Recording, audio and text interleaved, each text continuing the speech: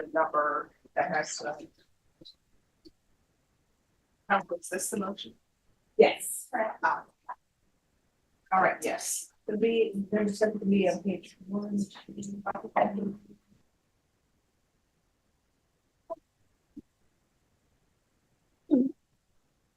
Item number 7 on page.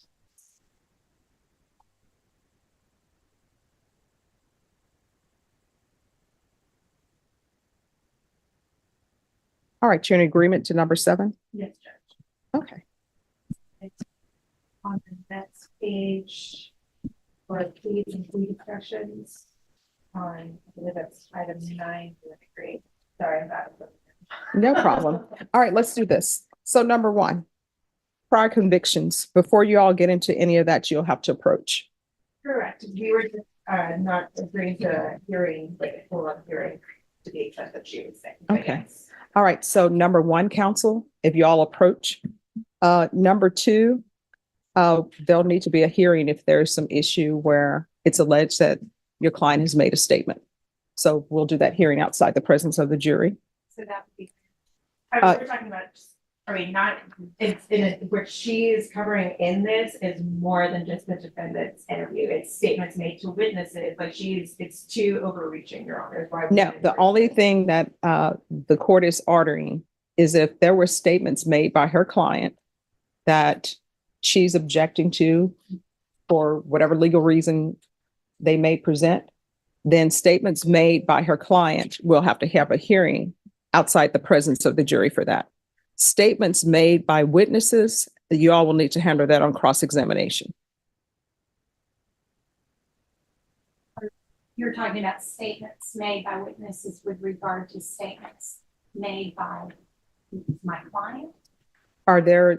Is there allegation that the defendant made statements to? Not in admitting, but just things that were said during the course of the crime that the witnesses were present for. Like, he was saying this to the victim, stuff like that. Okay, well, that will need to be handled during cross-examination. But if, that's why we were saying that it was, some of it is, yeah. all right, now, if it's statements made to authorities and not laypersons, then that's something that you'll need to approach and we'll have a hearing outside the presence of the jury on. All right, and then number 3, extraneous unadjudicated offenses. We filed our 404 Ds, so. All right, you'll have to approach. Yeah. And Yeah. my understanding is that we are still. Yeah, just required approach. to have a hearing for the court to make findings prior to the state one. Yes, so just approach on that before any mention is elicited. All right, and it's the same thing with number 4. Y'all need to approach beforehand. It's just to make clear, that's all I'm asking for. When I say hearing, I mean, let's approach, and if we need to do something further, that's fine. But I just want to make clear that that's my understanding as well, is that we need to approach. All right, and then with the identification of the accused. That was to overreaching work again, Judge, because we have a witness to say, yes, I know him, that's him, that's perfectly fine, but they were including that in their motion. Are you including that as well? Because I mean, for example, if it's his mother or his brother, I don't think we need to have a hearing outside the presence of the jury for them to say. So these are all people that are related and know each other. Defense? Judge, I don't think that we're going to have any identification issues in this case. All right. I don't even recall whether or not. I don't know whether to show us. Well, counsel, if there's an objection to a witness, because I'm sure the state will ask the question, do you recognize him in the courtroom? Okay. What I don't recall specifically is if there was ever a show us or any identification procedures that involve law enforcement. I don't think that there were. All right. If that turns out that that's the case, just approach it beforehand. That's all. All right. And then the post-arrest silence of the accused, that will be granted. Conversations of the accused with his attorney. You all have agreed on that one. Alias names of the defendant. I guess you all will need to approach on that because that depends on is he known by some other name by persons who are testifying?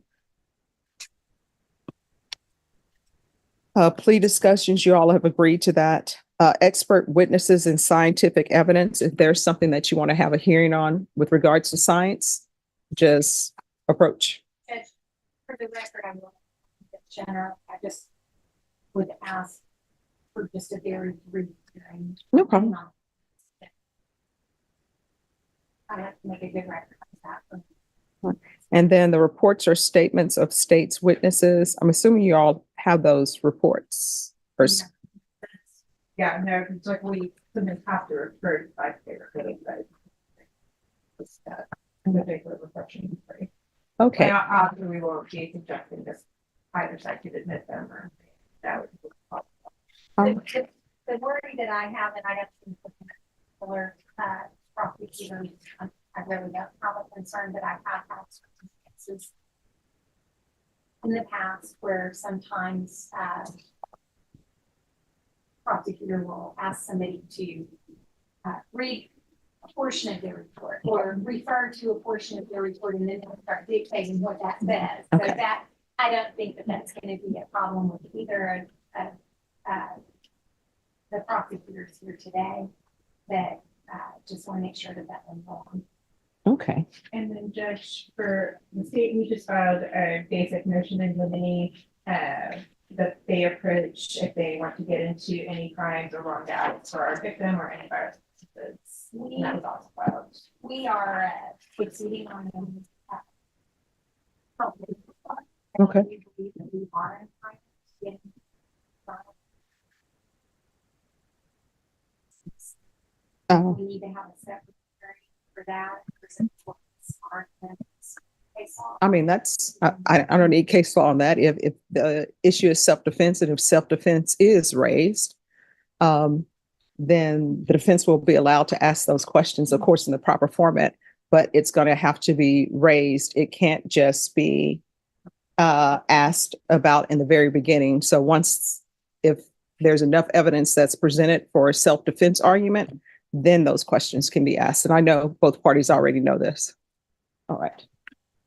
So here is my question. So this is a murder, correct?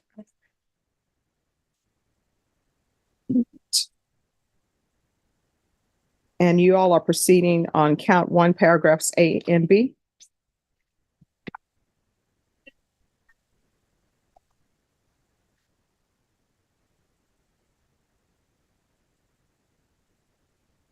Okay, we'll make sure you get a copy. And then, of course, you never know how the evidence is going to turn out. I don't know if anybody's filing an application just in case there's a lesser included that's included. You just never know the way trials are going to twist and turn.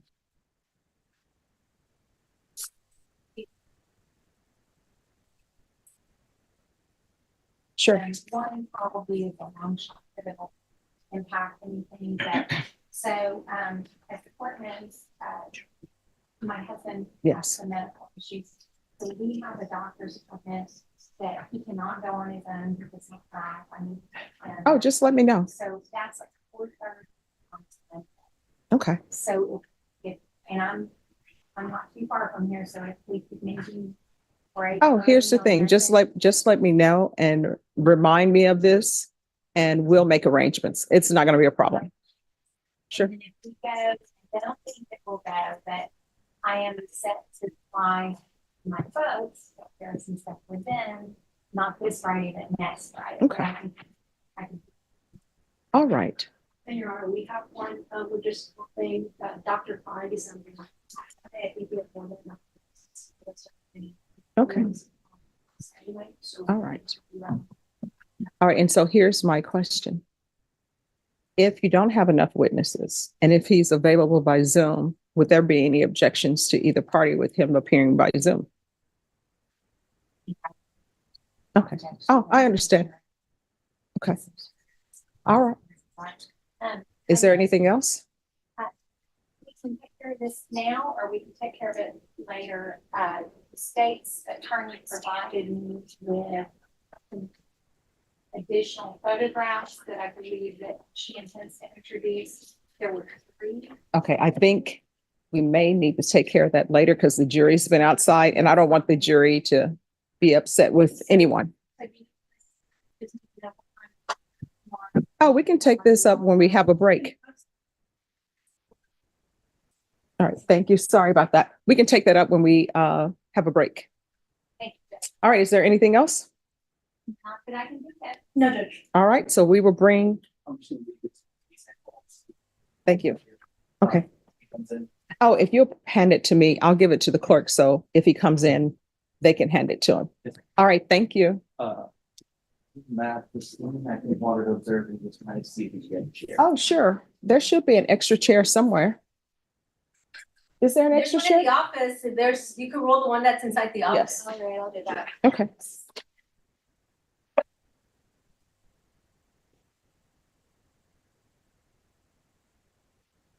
Judge, can we get 5 in the morning? Yes. Thanks. Two.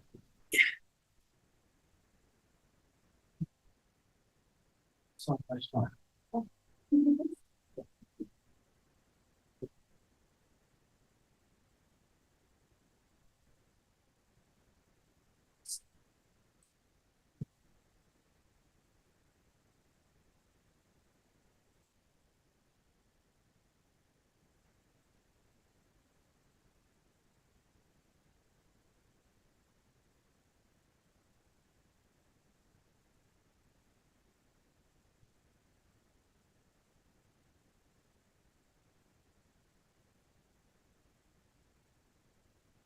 You have to get me spinning.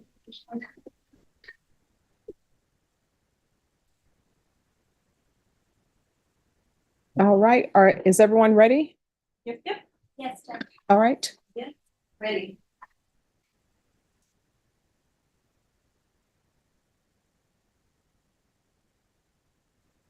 Number 1, this way. First row and the bottom. All the way to him. Yeah, the first row, it has numbers on the Oh, feet. gotcha.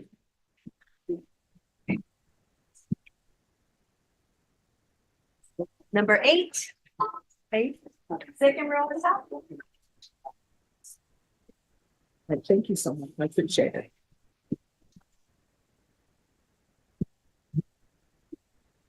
Mm. 15.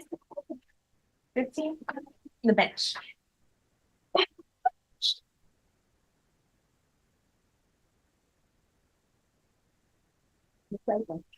22. You 22. Next row.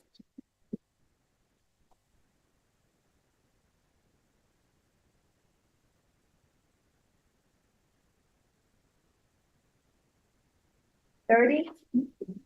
Number 30. Next row.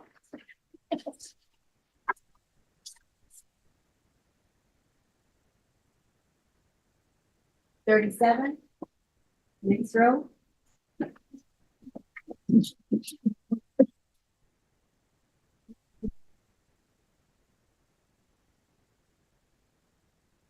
44.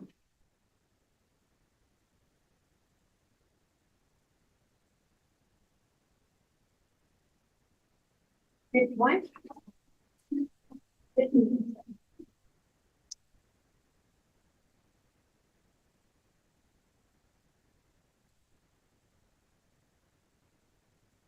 7. Huh? You're 40. You would have a line 67.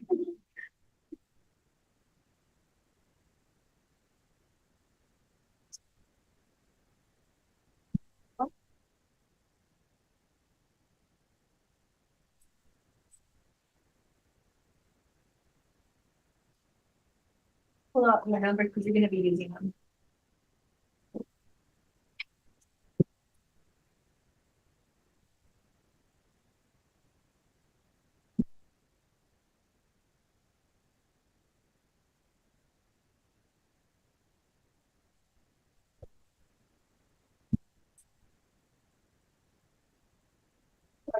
Please be seated.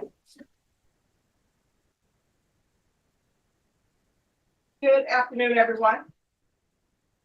God, everybody's all solid. I'll do that again. Maybe they didn't hear me. Good afternoon, everyone. So I want to thank you all so much, and I appreciate your patience. But believe it or not, when you're called up and when you're in the hallway, we're not just twiddling our thumbs saying, hey, let's see how long their patience is. We're just going to let them sit out there and wait. There are other things that are going on. So the fact that we're starting now instead of 11:30, it is not either of these attorneys' fault. It's just that I have a docket every morning, and that docket usually has about 60 or so people on it. And so I have to reserve a jury, because if I don't reserve a jury, I will not have one for the afternoon. So you are in the 187th District Court. It's on the 4th floor. I am Judge Stephanie Boyd. So which courtroom are you in? What floor? And who's the judge? All right. I know what you're probably saying. Of course we know where we are. How else would we be here? But the reason why I have people repeat that is because sometimes we take breaks, and when we take breaks, all of you have to leave the courtroom together. And believe it or not, when people leave the courtroom, because unless you work here on a daily basis, people tend to get lost. We've had jurors before where we've been looking for them, and they've been trying to get on another jury panel. So I don't want you all to be trying to get on another jury panel. So if you look up and everybody's gone, you will know that you're on the 4th floor. You either remember the 187 District Court or remember the name Boyd. There's only one Boyd in the entire courthouse, and there's only one 187 District Court in all of Texas. So even if you were to go to Austin and want the 187 District Court, they'll say, that's not here, that's in Bexar County. Now, I'm going to allow the parties to introduce themselves to you for the state. Hey guys, my name is Anna Ochoa Nelson. Hey, y'all, I'm Allie Jackson. And for the defense.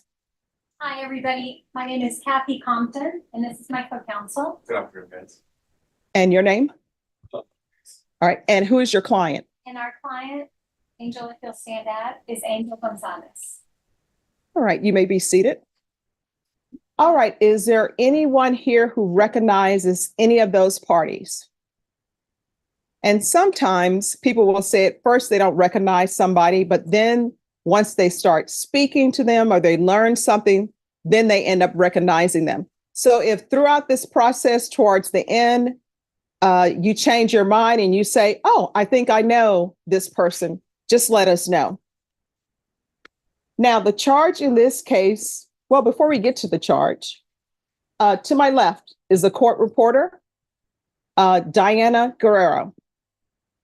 I always said if I was ever in a position to make somebody's job easier, I would do it. So the court reporter takes down everything that everyone is saying. So the reason why I'm talking this loudly is to make sure that she's able to hear. So you need to talk at this level also to make sure that she's able to hear. All right, if you'll wait outside for us, you're welcome.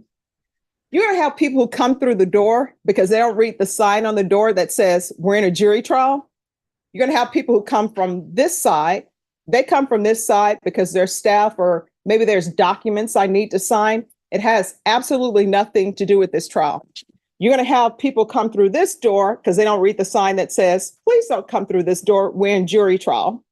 And sometimes you will have students and other attorneys who come in because maybe they're going to have a trial in this court, or students who are trying to learn and see if this is the profession they want to be in. So they will come and observe.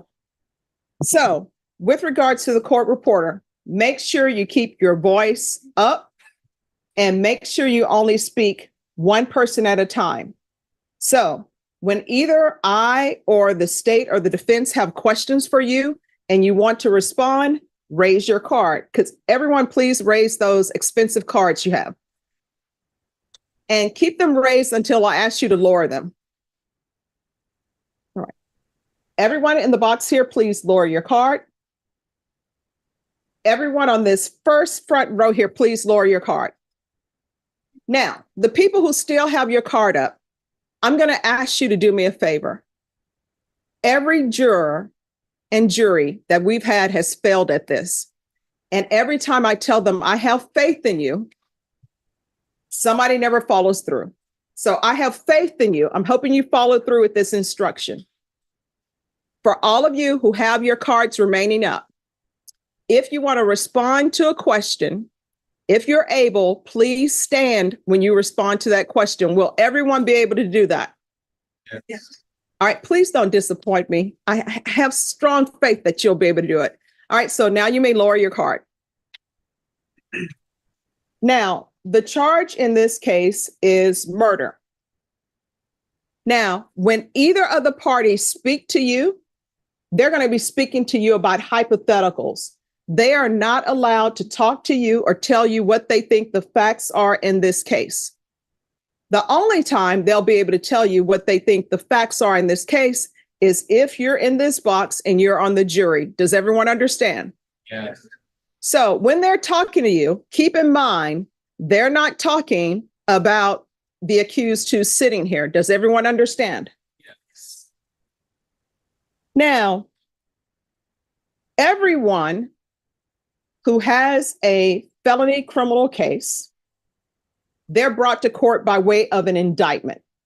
How many people, and I want you to practice raising your cards, how many people have ever had a traffic ticket?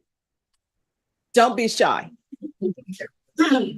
All right, so I must say, this is the worst group of drivers that we have had in this court, because I ask that question all the time. Well, I've had a traffic ticket before. I had one in my lifetime, but then I'm only 21, so I have a ways to go. Okay, that shouldn't be that loud. So when I first got my very first traffic ticket, it was when the officers had the paper notebook and they write on it and they give you a copy and they keep the original. Now I think they do it computerized. So let's say the police pull you over and they say that you ran a red light and they take your name and everything and they give you a ticket. When they give you that ticket, by you accepting that ticket, you're not saying I ran a red light. That ticket is just telling you, hey, I pulled you over. I'm saying you ran a red light. If you want a jury trial, this is where you need to go. That's it. An indictment is the same thing. It's the means but whereby somebody is brought to court for trial. You cannot consider an indictment as evidence of guilt. It cannot be considered for anything. It's just a piece of paper that says, this is what we're charging you with, and this is where you need to be for trial. Does everyone understand? Is there anyone who will hold it against Mr. Gonzalez because he's here under indictment? No. Now, the next thing I want to talk to you about is certain rights that anyone who's accused of a crime has. One is the right to remain silent. Has everyone heard of that before? Yes. Okay. What that means is you have the right not to testify. I've been a defense attorney. I've been a prosecutor. Sometimes when I would represent someone, I would give them advice. I would say, you don't need to testify. The state hasn't proven their case. Sometimes I would have a client who would be so nervous. I would say, it's not good for you to testify because we're just having a conversation and you're sweating. Sometimes people are just afraid of public speaking. Sometimes people sweat a lot and they think, oh my gosh, I just can't do it.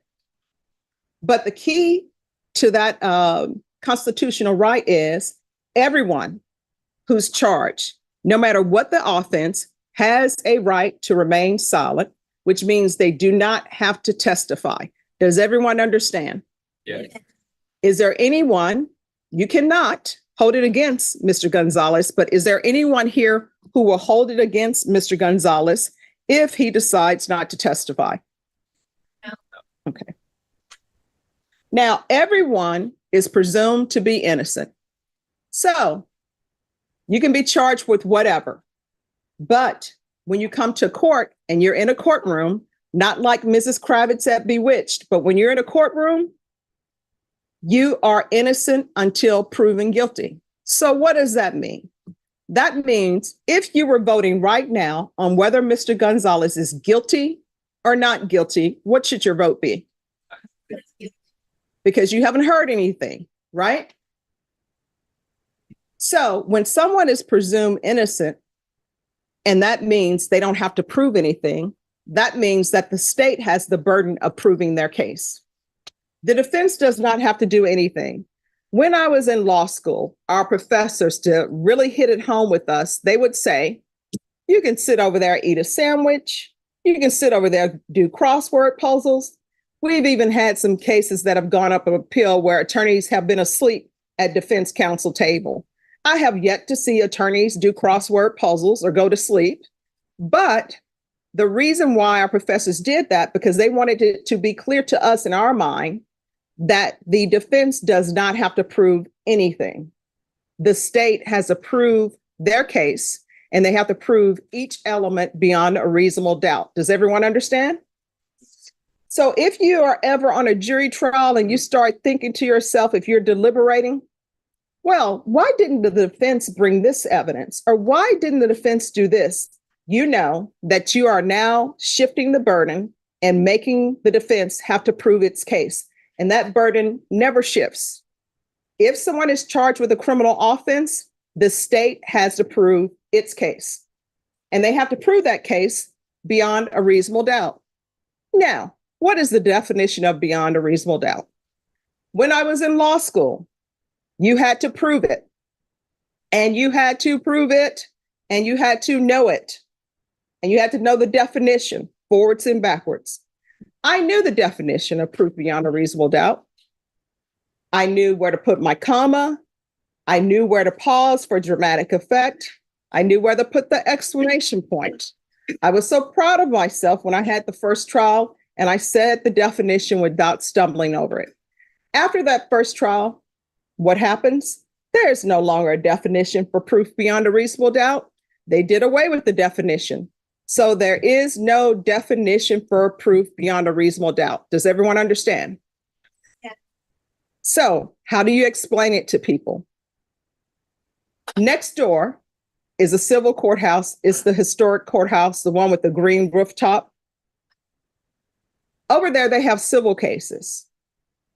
Their burden of proof, for example, if there's a fender bender and it's over, should this person pay money? Should they not pay money? Their burden is preponderance of the evidence. More likely than not, something happened. If you're ever in a criminal case and you're deliberating and in your mind, you're saying, well, I think more likely than not, this person did it. You know that you are not at the correct burden of proof. The other burden they have on that side is what's called clear and convincing evidence. Clear and convincing evidence is the amount of evidence that is needed in order to terminate someone's parental rights, where they say, you're a horrible parent. I think you'll be a danger to this child. So legally, we will no longer allow you to be this child's parents. That is the burden on the civil side. Clear and convincing evidence is a very high burden, but proof beyond a reasonable doubt is the highest burden that we have. Does everyone understand? Now, there are two phases to a criminal trial in Texas. First phase, people always like to call it the innocence phase, but really the correct term for it is, did the state prove their case? Did they not? Guilty or not guilty? That's phase one. If you deliberate and if you were to find someone not guilty, there's not a phase two. But if you were to find someone guilty, there is a phase two. And that phase two is what is called punishment. Our law requires that anyone who is going to a criminal trial must make an election or selection that if they were found guilty, who would determine punishment. And they must do that before jury selection. In this case, Mr. Gonzalez has made the decision that if he were found guilty, then he is asking for the jury to assess punishment. Does everyone understand? Okay. Is there anyone who's going to hold it against him because he's elected or selected to go to the jury if he were found guilty? Now, I want to talk to you about ranges of punishment. In a murder case, the range of punishment is anywhere from 5 to 99 years or life in prison. That's a wide range. You got 5, 6, 7, 8, 9, 10, all the way up to 99 years, all the way up to life. Now, there's a reason why it's a wide range, because there may be different scenarios where you could see giving someone 5 years, 6 years, 7 years, all the way up for life. The key is whether or not you can listen to evidence if you were to find somebody guilty and take whatever facts you have and consider the full range of punishment. Sometimes people will have a knee-jerk reaction. They will say, I'll never give 5 years for murder on a case. But the key is, have you really thought about it? For example, let's say someone is married.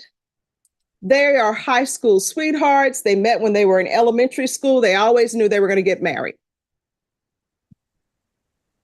As time passes, they have children, they have grandchildren. One of them gets a terminal illness. They're not going to recover from it. And they're constantly suffering. And it's getting to the point where they're having trouble breathing. And they're in constant pain. And they tell their spouse, you know, I just want to end it right now. Can you please help me? And that spouse saves up some tablets and gives them the tablets. They take them and they die. Does everyone follow my hypothetical? Now, that person is very distraught over it. The person really didn't want to do it, but they knew that the person that they loved was in great pain. Some may say that's assisted suicide, but it's murder here. Does everyone understand? Yes. Now, that person has no criminal history. Grandchildren probably come in and testify and say, no, they love their spouse and this is what we want to see happen. That may be a situation where you say, you know what? That person is guilty of murder, but we're going to give them 5 years. Does everyone understand? Then on the wider range, you may have somebody who maybe they've always been in trouble in their life. Their teacher always said, well, that person's going to grow up and end up killing somebody or something along those natures. Like that's the person who was walking down the street. They see a dog, they kick the dog just because. Or they see a child eating an ice cream cone and that's the person who knocks the ice cream cone out of the child's hand. The child cries, they laugh. And then you find out this about that person, their lifetime, what they've done. That may be somebody where you say, well, this person deserves life or this person deserves 99 years. And then you can also have situations where maybe someone's playing around with a gun. They don't know about gun safety and they end up killing their best friend. All of those are potentially murder charges. But does everyone see where maybe in each one of those instances, you would consider the lower range, the mid range, or the higher range? Does everyone understand? Yes. So in the case of murder, when you're thinking about different scenarios, is there anyone here who could not consider the full range of punishment? Yes. All right. And if you can't consider the full range of punishment, raise your card. All right. So 25, 32, 37, 43, 46, and 55. Thank you. Now, the next thing I want to talk to you about is the English language. I love the English language, and I love languages. In all my times in undergrad, grad school, and in law school, I ran across different classmates who are friends to this day. They speak so many languages. I can probably say hurry up in every language because that was all I could learn at the time.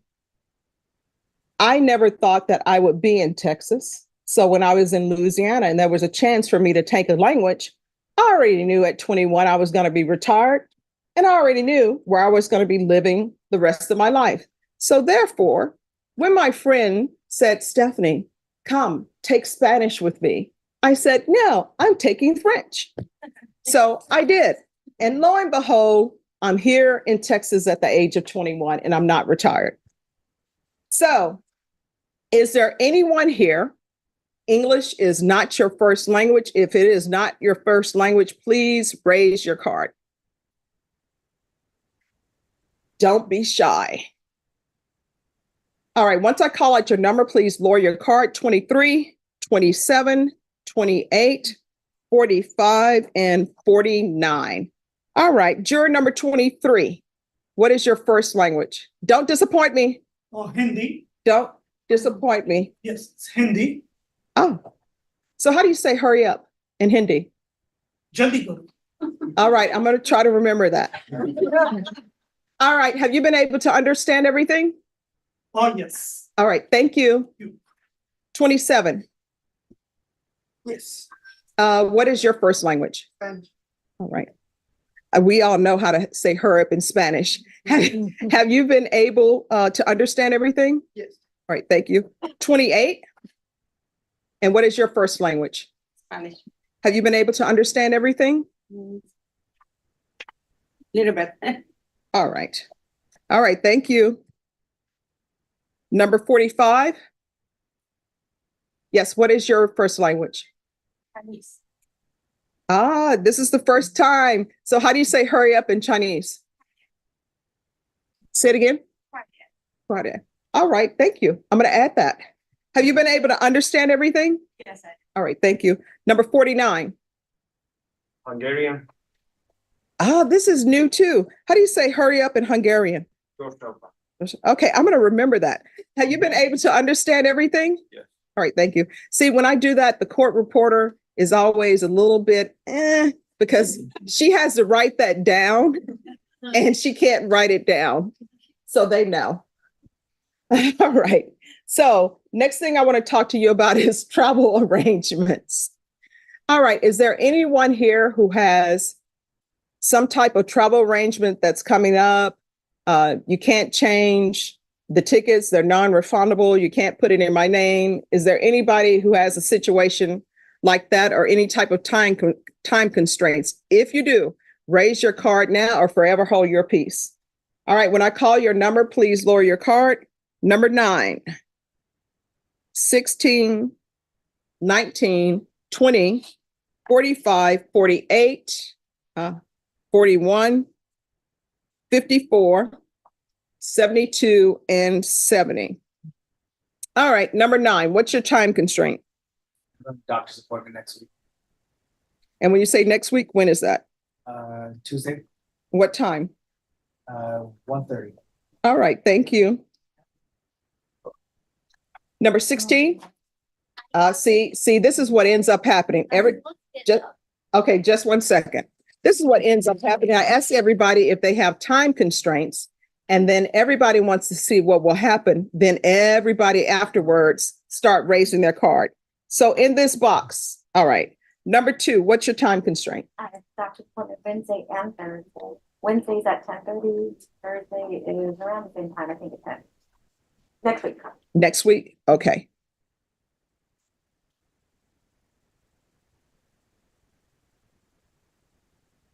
All right, who else in the box? Number 10. I have doctor's appointments this Wednesday, All right, what time? 8 in the morning, Oh, wow. Okay, thank you. That's early. and then on through the day. Okay, all right, thank you. Anyone else in the box?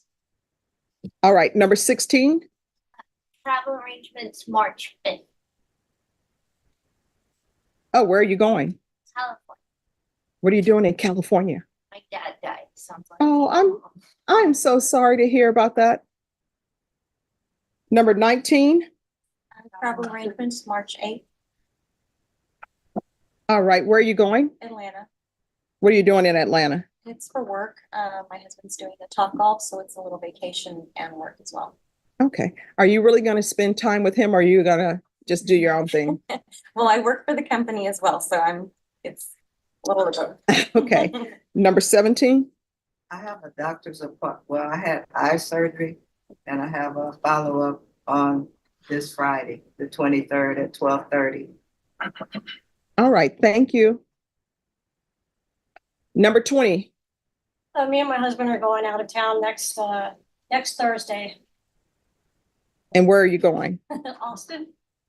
All right. Is this a vacation? Yes, it is. We're going to a concert in Austin Thursday, and then we're going to spend the rest of the weekend there. Who are you seeing in concert? Disturbed. Okay. And do you really want to go with your husband or not? Okay. Number 45. I am a college professor. I teach on Tuesdays and Thursdays, and I teach 3 classes a day. So today I canceled all 3 my classes that impacts 60 students. So, if there's other schedules on Tuesday and Thursday, I will have a harder time to cancel classes for all day. All right. And what do you teach? I teach management. All right. Are your students upset that their class got canceled? Sorry? Are your students upset that the class got canceled? I don't know. They may decline, but for all the tuition they pay for a semester, more than like 2 times, or like that might be a problem. All right. Thank you. Number 48. Yes, Your Honor, I'm a solo practitioner attorney. I have court appearances in probate courts 2 and 3 on Friday the 23rd, Monday and Tuesday next week. All right. Thank you. Number 41. Going out of town on February 29th. Where are you going? Vegas vacation. But if you stay here, you may save money. All right. Thank you. Number 54. Mine's still a little ways away, but March 22nd, travel plans, Washington, DC. All right. Thank you. What are you doing in Washington? Visiting my brother. Okay. I already done 45. You want to give me some more information? A travel plan on March 8th to Dallas to see my husband. All right. Do you really want to go? Yeah. Okay. Number 56. I have an appointment for my father this Thursday at 9 a.m. Is that a doctor's appointment? Okay.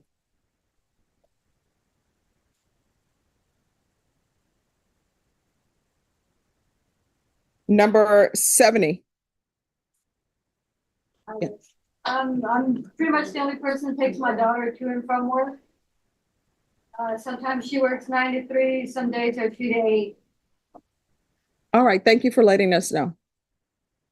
72. I'm going out of town this weekend to go see my family. And where's your family? South Texas, in the valley. And what date are you leaving? Friday, this Friday. All right. Thank you.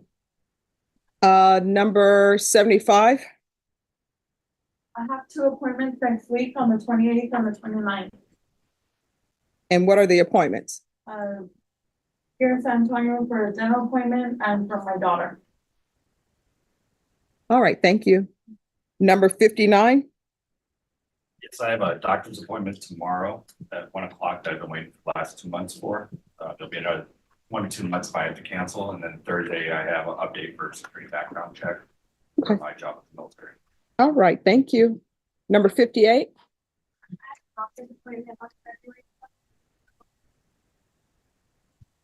All right. Thank you. Anyone else? Number 33. Appointments next week, Monday. Don't disappoint me. Don't fail me now. Blow myself asleep. Monday and Tuesday, 26, I believe, post surgery on my foot, and Tuesday is eye appointment. All right. Thank you. Anyone else? All right.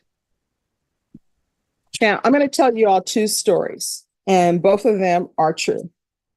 I understand that jury duty is an inconvenience, and I call it an inconvenience because really that's what it is. It's an inconvenience because you have to drive downtown, and normally people try to avoid downtown. United States has to be the only country I know of where people avoid downtown. And part of the problem is, 1, parking is expensive, and you're probably asking yourself, hey, I'm coming down here to do somebody else a favor by being on jury duty. Why do I have to pay for parking? And then when you get down here, you see the building, you think that's the building, but there's a one-way that tells you you can't turn left or you can't turn right. And you're thinking to yourself, but the building is right there. If I could just make this turn. So you have to circle around. and then pray that somebody's going to let you over because, again, you waited till too late to get over. Then you rush to the courthouse because they tell you to be here at 8 a.m. and then you wait.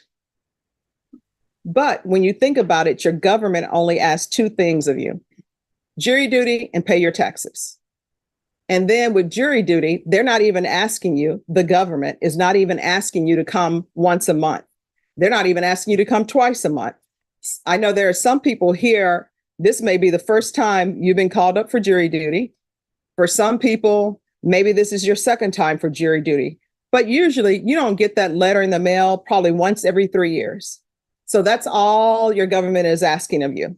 And that's why I say it's an inconvenience. Let me explain to you what a sacrifice is. My uncle lived in a small town called Grand Cane, Louisiana. Extremely small. Went to school, super intelligent. All the teachers knew everybody, and the teachers kept passing him up to different grades because they were saying there's nothing else for him to learn in this grade. So they would move him up and move him up. Now, mind you, when his siblings came to school after him, they were a little bit upset by this because the teacher said, "We know your brother, we're expecting a lot of you." So he graduates from high school. And when he graduates, the Vietnam War breaks out. And he goes to my grandmother, and he's my grandmother's firstborn. And he tells her, they're already drafting everybody here. There's really nothing for me here. The only way to improve my lot in life is to sign up. And so my grandmother had to decide whether or not she would sign for her son to go off and fight in Vietnam. And when you think about it, back in that day, it's completely different than what you have now. Number one, nobody knew where Vietnam was. Number two, my grandmother had a 6th grade education. Smart as a whip, though, taught me how to read and write, and her children how to read and write. But she had to make the sacrifice to say, oh my gosh, I don't know what's going to happen to my son. And when you think about it, they had a television, one television, black and white, only got 3 stations. And I know some people here are too young to think about that. Like, what's only 3 stations? You only got ABC, NBC, and CBS. And really, it really boiled down to 2 stations because NBC, the weather had to be perfect. The sun had to be shining. You had to have that rabbit ears a certain way. Sometimes you had to put the tin foil on it to make it really work. And then television, the way you have it now, where it's 24/7, you can always turn something on. Television went off back in those days at a certain time. And you know when it was going off because they started playing the national anthem. And when they got really sophisticated, you would just see the flag waving with no sound. And then on NBC, it would just be white noise. My grandmother, her phone, when you picked up the phone to call somebody, you don't dial, you pick it up, the operator answers it. That's why you had that song out, Beechwood 75469.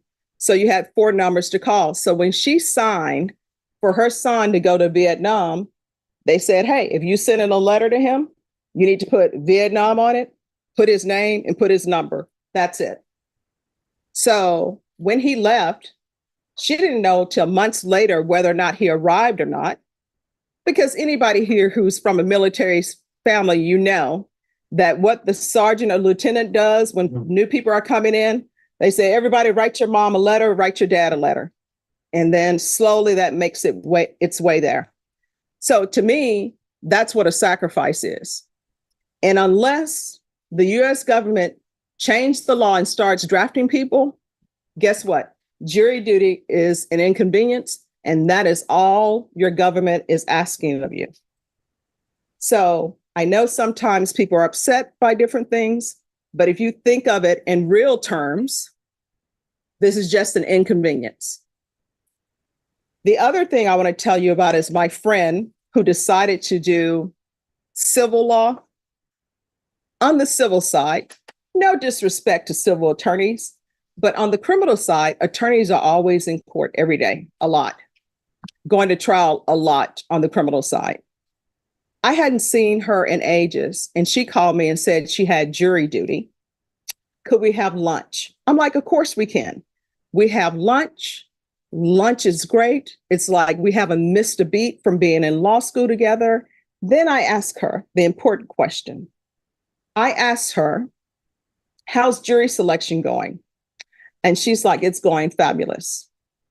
Now, since I've been a judge, how can it be going fabulous? You're not in court with me. And so she tells me, I'm not going to be selected. I said, what do you mean? She's like, it's like law school. I'm sitting on the back row, keeping my head down. Nobody's calling on me. And so I start laughing hysterically. And she's like, what's so funny? I said, I'm so excited. We're going to have lunch all week. So other than raising a card saying, please select me, the other way to end up on a jury, and this is just really any jury, is to be completely silent. And I know sometimes that people are wishing they were called up for jury duty on the civil side, because everybody has things in their background that may or may not make it hard for them to sit on a case.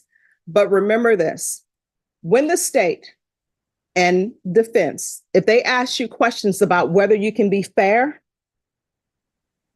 what they're really asking you is this: no matter what has happened in your life in the past that made you the human that you are today, the question is whether or not, if you were selected on this jury, could you listen to whatever evidence is presented to you and base whatever decision you come to on the evidence that you hear inside this courtroom? Is there anyone here who would be unable to do that? All right. Number 37.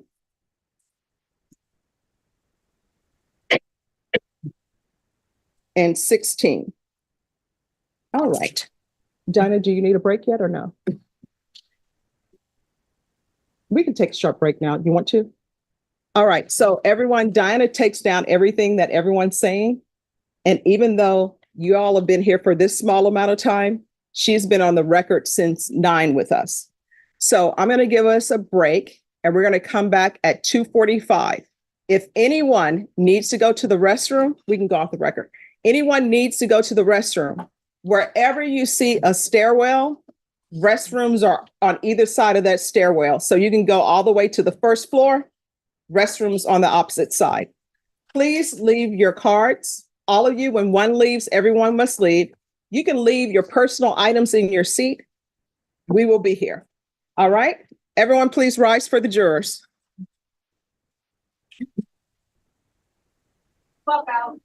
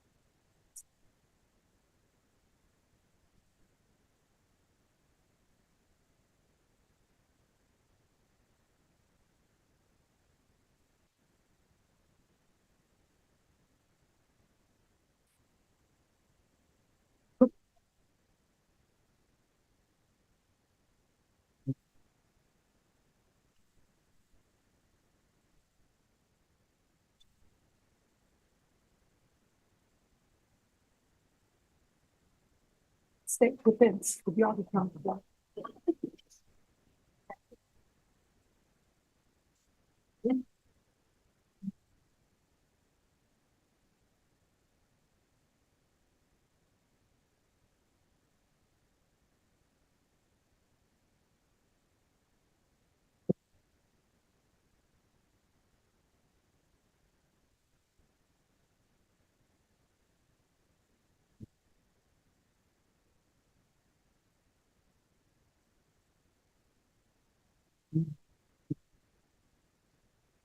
All right, everyone, please be seated.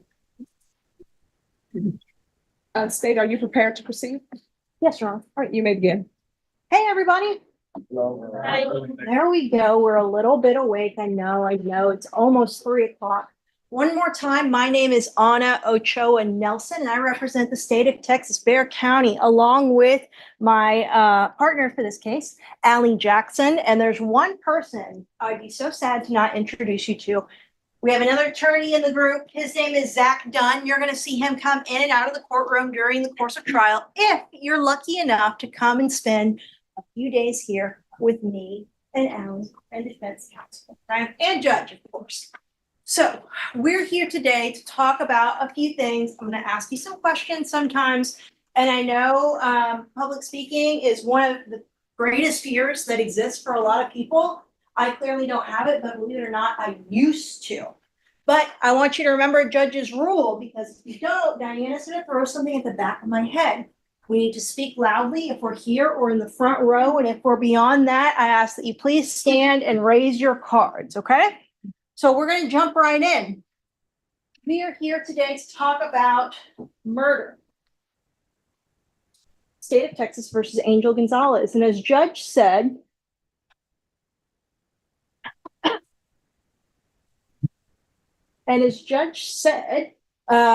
we're just here to be fair and impartial. What does it mean to be fair and impartial? Well, it means that we start with the presumption of innocence. As the defendant sits right there, he is innocent, right? All we're asking you to do as a juror on this case, if you were to get selected, is to make me and Allie and Zach do our jobs. He is innocent until he is proven guilty. It is the state of Texas's job to provide testimony and evidence to hopefully get you to that point, but you can't make that decision until the very end. You make the decision based only on the evidence that gets presented to you. We're looking for 12 people who can do that, right? So every case the state of Texas presents to you, we have to be able to prove each and every element of the offense beyond a reasonable doubt. There is no definition of beyond a reasonable doubt. I can't tell you what it is. It's different for each and every person in this room. It is whatever you deem it to be. But we know what it's not. It is not all doubt. It's not 100% certain, and it's not beyond a shadow of a doubt. Okay? Now, during the course of the trial, if you're selected, we would ask you to look at each and every element of the offense and ask yourself a few questions if you get there. You want to have a doubt. Is it reasonable? And does it go to an element of the offense? Thank you. Okay, so let's put it into play. Let's apply it. Back when I was pregnant a couple years ago with my youngest, I had the biggest craving for these sugar frosted sprinkled cookies. I could not get enough of them. The only problem was my oldest had a craving for them too. Okay. So I go to HEB, we'd come home with this carton of cookies, and he'd be like, "Mommy, can I please have a cookie?" And I tell him, "No, son, you gotta wait until after dinner. If you have a good dinner, you can have a cookie. We'll have one together." So lo and behold, I'm putting away all the groceries, taking care of everything. I go to my room real quick to go to the bathroom. I come back out and I see that the dining room chair has been pushed up to the counter in the kitchen. I see the box of cookies open. I see little pink frosting crumbs, sprinkles, cookie crumbs all over the counter, a little trail of them over to the living room. and I see my son with pink frosting all over his face. And I say, buddy, did you go take a cookie? And at the time, he was about 2.5, 3 years old. He said, no, mommy, Louie did it. Our dog Louie, that's him right there. And Louie's just sitting there next to him like, what did I do wrong? Right? Now, is it reasonable for me to believe in that moment that Louie is the one that got into the cookies? Juror number 21? Why not? Because your son had it all over his face. He had it all over his face, sure. The dog doesn't look like he had it. The dog didn't look like he had me. Now, what if instead of my son having pink frosting all over his face, maybe like Louie had some pink frosting on his mouth? What if he had sprinkles on his paw? Would that be reasonable then to believe that Louie didn't? Yes. Yeah. Well, lucky enough for me, when my son was about 2 or 3 years old, he thought that he could just tell me he lied. Okay, so I would say, Bud, is that a truth or a lie? And he would look at me with the biggest smile on his face, and he would say, it's a lie. Now we move on. So eventually when I press him, he'd tell me, oh, mommy, that was a lie. It wasn't reasonable under those circumstances for me to believe that the dog got into the cookies and ate the cookie, right? Based on the evidence that was before me, I was able to determine that my son was the cookie bandit, right? Okay, so that's what we're talking about here. We don't really have to overthink these things we go through. The concepts here in play actually can be very, very simple. The key is to not overthink too many of the things here. Okay, so we're here for murder. We talked about that. Murder can actually be charged 3 ways. Murder with intent to kill, murder with intent to cause serious bodily injury, and felony murder. In this case, only 1 and 2 are at play. Okay, so let's talk about serious bodily injury and what that is. Bodily injury, or serious bodily injury, excuse me, is bodily injury that creates a substantial risk of death or that causes death, serious permanent disfigurement, or the protracted loss or impairment of the function of any bodily member or organ. Okay, so that's in that serious bodily injury function. That's the definition of serious bodily injury. What about deadly weapon? Okay, there's the obvious, right? Firearm, probably that comes to most people's minds, a gun. Can anybody think of any other deadly weapons? Knives. Knife, sure. Anything else? Your foot. Sorry, juror number 15. A vehicle? Sure, yeah. Well, see, the next thing underneath that is anything manifestly designed, made, or adapted for the purpose of inflicting death or serious bodily injury, or anything that in the manner of its use or intended use is capable of causing serious bodily injury or death. All that really means is anything can be a deadly weapon depending on how you use it, okay? There can be all different kinds of deadly weapons, but the ones that come to mind, obviously gun, you all said knife, car. There are some ones that are pretty simple and straightforward. Okay, so the murder elements at play in the first part of this are on or about October 3rd, 2021 in Bexar County, Texas. The defendant intentionally or knowingly caused the death of Isaac Aguilar by cutting or stabbing him with a deadly weapon, a knife in that case, okay? Does everybody here agree that they're gonna hold me to my job, right? They're gonna be fair and impartial. They're gonna make me do my job and prove each and every element of the offense beyond a reasonable doubt. Can everybody agree that they're gonna make me do my job? Yes. All right, thank you.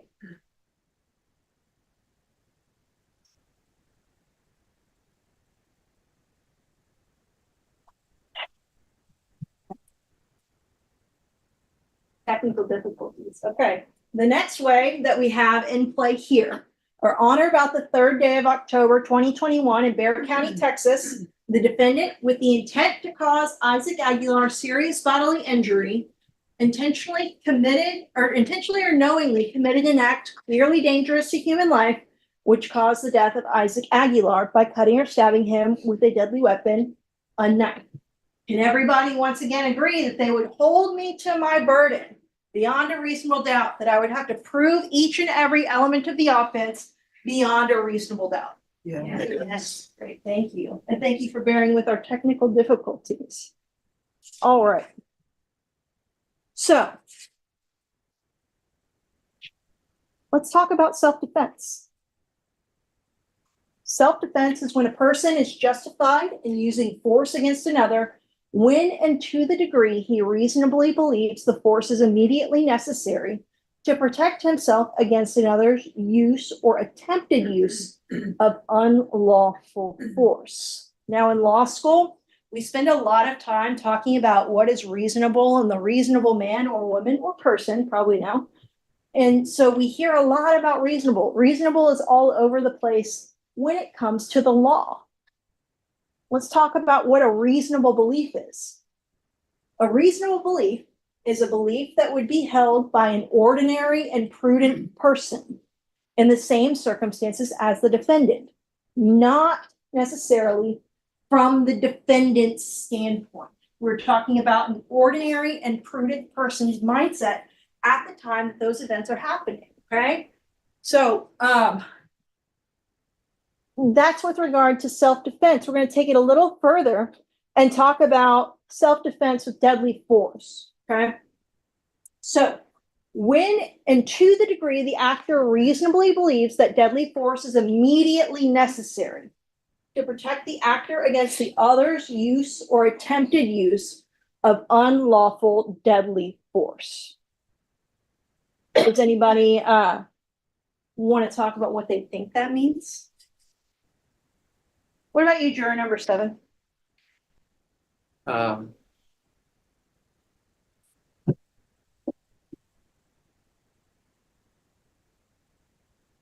What does immediately mean to you? Protect yourself. To protect yourself. What about that word immediately? If something happens, you have to immediately react. Sure. Would that be fast or slow or something that happened a long time before or a long time after? What are you reacting to, I guess, when you're allowed to use deadly force? You're reacting to the threat in front of you. The threat in front of you. That's actually a great way to put it. You're reacting to what is immediately apparent to you and what a reasonable and ordinary and prudent person would do in the same situation, right? That's a great answer. Thank you, number 7. Okay. So if we break it down a little bit more, what does it mean? 2 fists right here. Okay. You can respond against unlawful force with force. Okay. Boom. You can bring a fist to the fist fight, right? Everybody agrees with that. You can bring a fist to the fist fight. Punch for a punch. What about this? A gun to a gunfight?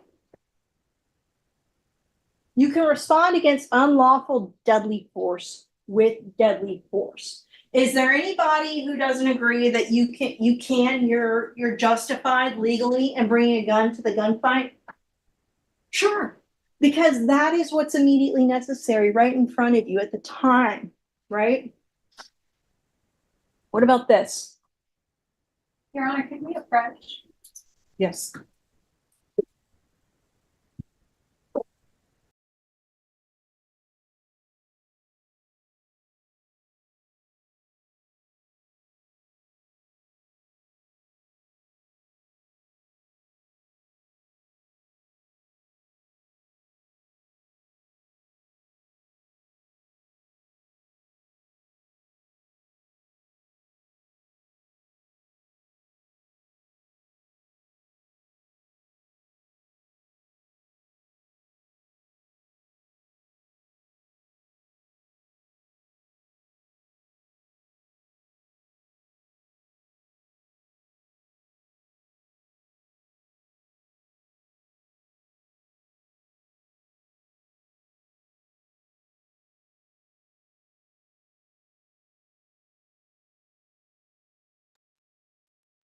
I'm going to make a ruling. Ladies and gentlemen, the law is to come from the court. So I will tell you what the law is. Does everyone understand? All right. You may proceed. Sure. Thank you, Your Honor. You cannot respond against non-deadly force with deadly force. And Judge is absolutely right. All the law that you're going to have to follow in this courtroom would come from the bench, would come from Judge Ford, right? So kind of taking self-defense a little bit further, it does not apply if a defendant provoked the difficulty or if the defendant was, at the time of the use of the deadly force, engaged in a criminal activity other than a Class C misdemeanor. Okay, Class C misdemeanors, traffic tickets are probably what we most commonly think of when we think of Class C misdemeanors. Okay. Let's talk about what are not valid reasons to use self-defense.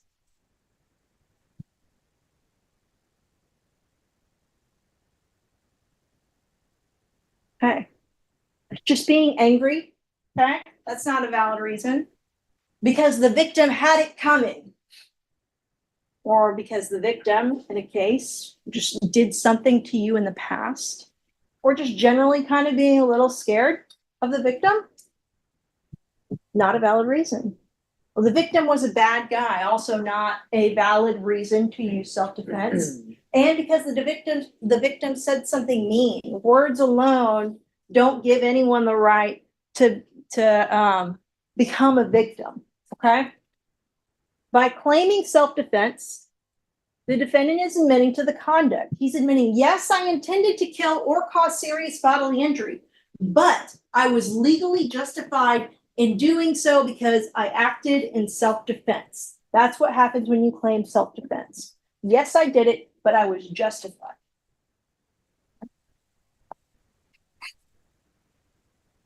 All right. Does anybody here watch CSI, or was it CSI fans back when it was in its heyday? Can you turn your card around? Juror number 7043. Yeah, there's cards going up all over here. People still watch CSI. They at least know what it is. Show me your cards if you know what CSI is. All right, there we go. Unfortunately, the way things work in here, the evidence that actually comes into play, it's not as cool as what's in CSI. It's really not. Remember my friend Zach Dunn up here, the other attorney in the room? He's sitting in a very important spot. This is the witness stand, okay? And in fact, most of the evidence that gets presented in the courtrooms comes from, well, all of the evidence that gets presented in the courtroom comes from the witness stand. Testimony is evidence, okay? It's not just the cool weapon or the DNA analysis or all that. It almost always, sometimes all we have is just that testimonial evidence, and that counts. That's enough, all right? So, we are having a hard time today. All right. Does anybody know who this is? Juror number 10? Who is that? Can't remember his name. Juror number 12? Christopher Maloney. Christopher Maloney, that's his real name. What's his name in the show? Do you remember? Stabler. Agent Stabler. Okay, I wish all of my witnesses were like Agent Stabler. Professional witness, cop, detective. That would be great if all of my witnesses were professional witnesses like that. But you know what? They're just not. They're regular, everyday people sometimes, just like you guys, okay? They come in, they tell what they saw or whatever piece of evidence they have for the case. They just come in and they talk about it. Regular, everyday people who don't have to do this all the time and don't like to speak in public and don't really want to come down here or whatever the reason may be, okay? What are some reasons that people might not want to come in and testify? Number 73, what's a reason somebody might not want to come in and testify up there where Mr. Dunn's sitting? Retaliation. Sure, retaliation. Any other reasons? Juror number 18? They're a loved one? I'm sorry? They're a loved one? They're a loved one? Sure, yeah, it can be complicated. There can be conflicting feelings. What about somebody over here? Juror number 5, what's a reason somebody might not want to come in to testify? Scared. Scared, right? There's a lot of different reasons. Maybe somebody doesn't want to. They're not a professional who gets up there and, you know, they don't have a police report. They're not trained in this, right? There can be a million different reasons, and that's okay. Talk about this. What does a murderer look like? Right? I feel like there's some preconceived notions here. I see juror number, what's your number? Juror number 8, you can see my next slide from here, can't you? No, you can't? Okay, well, does anybody know who this is? Yes. Charles Manson, right? Okay, he looks pretty crazy. He looks a little scary. I'd be scared if Charles Manson was sitting here in this courtroom. But not all murderers, certainly not all defendants look like that. Who's this? This clean cut, youngish man, juror number 8. Ted Bundy, he's a murderer too, big time. All right, so there are a lot of different preconceived notions that we all have about certain things, but it's not about what a person looks like, okay? You all came in here and you promised me one thing, and it was that you would make me do my job, right? You're gonna hold me to my burden, you're gonna make me prove each and every element of the offense beyond a reasonable doubt. That's my job. That's not theirs, okay? Judge, how much time do I have left? 24 minutes and 58 seconds. Thank you. Okay. Now, this case is going to the jury for punishment if there is a finding of guilt, okay? There are a few different reasons or combinations of reasons that people have about punishment, what the purpose of punishment is.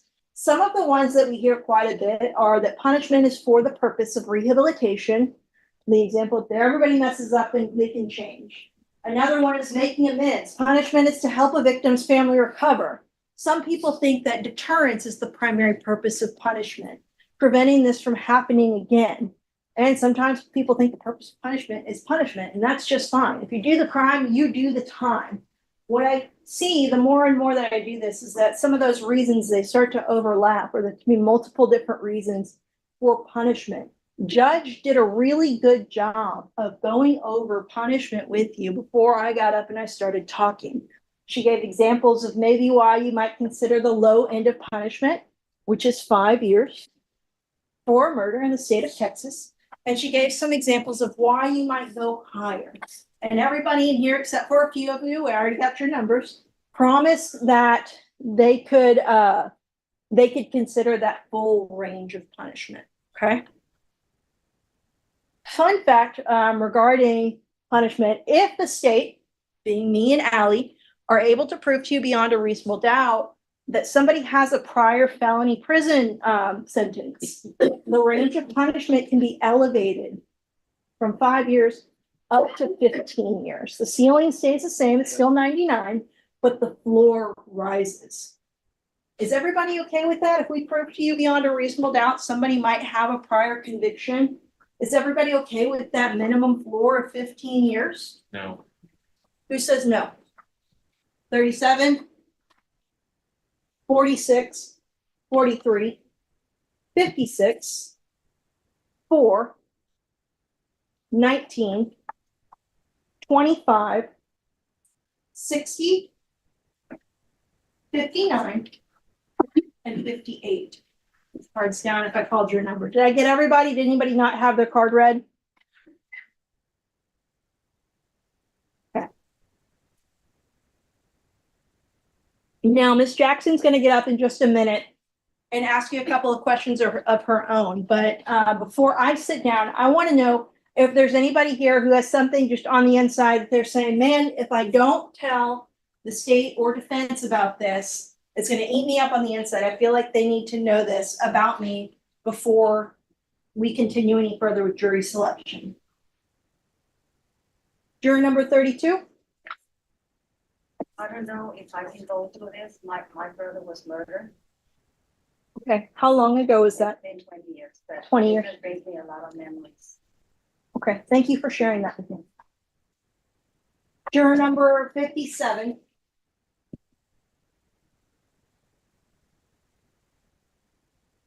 Okay. He's a nice guy, right? Juror number 66. I'm sorry, I just had a question. Are we saying on the right, it's any prior prison sentence or for a similar? Any prior felony conviction, first through third degree felony. Okay. And we have to prove that to you beyond a reasonable doubt. Did I answer your question? Yes. Juror number 16. I'm an ER doctor, so I have to treat these patients all the time and tell their families they're dead. Okay. So just makes me a bit emotional. Sure. Thank you for sharing that with me. Okay, I'm going to hand the floor over to Ms. Jackson. Alrighty, y'all. I'm not going to take up too much time. There's just a few things I'm going to go over, but the first thing is more of a housekeeping thing. I always like to tell people is that if you wind up in the box, you're going to notice that you don't get to be on your cell phone. But you may notice me and Anna, or sometimes even defense, on our cell phones. Please don't think we're being rude. This isn't like Law and Order where this is the only thing that we all get to concentrate on until this trial is done. Sometimes we're wrangling witnesses, sometimes we're conferring with other attorneys, and sometimes defense has to confer with other people. So please don't judge us or think we're being rude if you see us messing with our cell phones. I promise we're not like scrolling on Insta. So there's just a few people that I have to ask some questions to, and I'm going to do this quickly. So juror number 7, have you served on a criminal jury before? It was juvenile jury. Juvenile jury? Okay, what kind of case was it? It's been 15, 20 years, I don't remember. Okay, do you remember if you guys went to judge or jury for punishment back then? I don't remember. Okay, no problem. Juror number 10, you also served on a criminal jury, correct? Yes. What kind of case, if you recall? It was had to do with proving the person had mental illness. Okay, so it was a mental health trial. Right. Okay, how long ago was that? Probably 30 years. Okay, was it here? No. Okay. All right, next I'm going to jump all the way to juror number 33. You also served on a criminal jury. Yes, it was here in town. It was a hit and run vehicle, child was killed, and the charge was leaving the scene of the accident. It was a jury, and it went to the first and the second phase. Okay, thank you so much. He knew exactly where I was going with that, y'all. Okay, juror number 40. You also served on a criminal jury, correct? Yes, about 15 years ago. Okay, was it here in Bear County? No, it's Harris County. Okay, do you remember what kind of case? It's like an undercover drug Operation, okay. Do you know if you guys went to judge or jury for punishment? jury. Jury, okay. Thank you so much. And then juror number 42. Same thing? So I served on, it was a child sex abuse case. Was that here in town? It was. How long ago? 3 years ago, maybe. Okay. Did you know if you went to the judge or the jury for punishment? Well, we found him not guilty. Okay, didn't make it that far. There we go. Okay, thank you. And then juror number 46. Have you been on a jury before? I went through this process, but that was it. Okay, you didn't make it on. Okay, wanted to double check. Thank you so much. And then juror number 49. Were you also on a criminal jury? Yes. What kind? Do you remember? It was underage sexual case. Okay. Do you guys know, do you remember if you went to the judge or the jury for punishment? Into the judge. To the judge? Don't have the person. Okay, thank you so much. And then juror number 52. Same question. Were you on a criminal jury? Nope. Okay. Sorry. Sometimes we have you guys marked on here and then you're actually not. Juror number 54. This is actually a different question. You work in a law firm, correct? Yes. What kind of law do you guys practice? Real estate and tax. Okay. Just wanted to double check. Let's see. We have a bunch of former jurors on here, guys. Juror number 64. Right here. And what kind of jury were you on? That was about 20 years ago in El Paso, Texas. Okay, so very, very long. Oh, so a while ago. I want to say long ago, but 20 years really isn't that long these days. Do you remember if you guys went to judge a jury for punishment? They settled before we. Okay. let out. And then juror number 73. What kind of case were you on? I was a grand juror. Okay, was it here in town? No, it was in Travis County. Okay, so you don't recognize me or Anna because we, okay, double checking. How long did that term last? 3 months. Okay, thank you so much. Now, I'll say, yeah, be glad you guys aren't standards. It's a very different process. So that's really all I have. Now, Anna already had you guys say, you know, if there's anything, you know, you wanted to share, but some of you may be sitting there going, there's something I want to share, but I don't want to share with my 75 new best friends. And I would really rather bring this up to the attorneys and judge. If any of you have something that you really think will affect your ability to be on this case that you don't want to share with everyone, please just raise your cards and we can talk to you guys later. Juror number 55. All right, we're going to start in front. Now, as I say your ones, well, I'll call you, or you can raise, lower them. Number 4, 8, 9, 19, 26, 30, 31, 36, 37, 55, and 75. And juror number 10. Alrighty, speak now, forever hold your peace. 54. Alrighty, guys, I'm gonna hand this on over to Ms. Compton.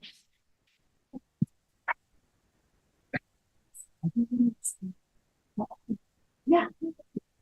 Do you have? I just put it over there.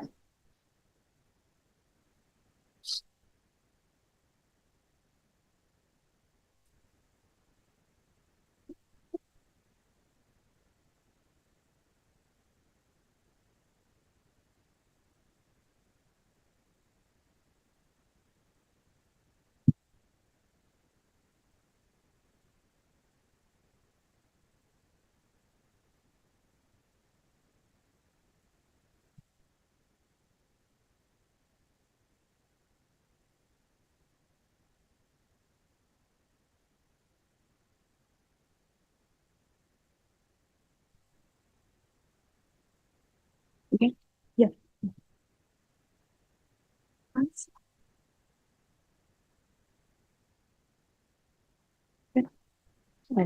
Oh, whoops, I already moved it.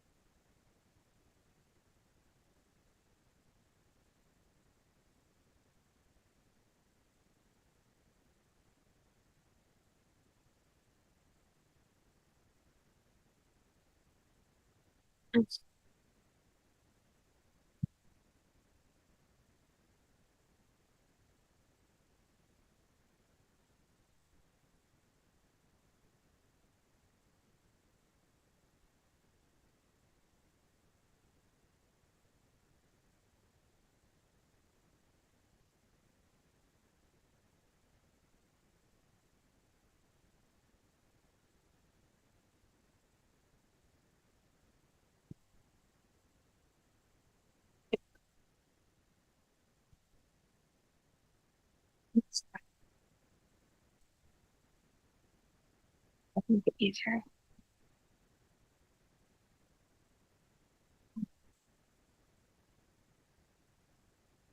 And then I just plugged it in. Everyone, technology can be very fickle. Welcome to the future. Yeah. Okay, try it out, Kathy. And a lot of times we have trouble with the equipment here in the 187. There you go. Okay. All right, defense, are you prepared to proceed? Now, I'm about as prepared as I hope to be. Okay. All right, you may proceed.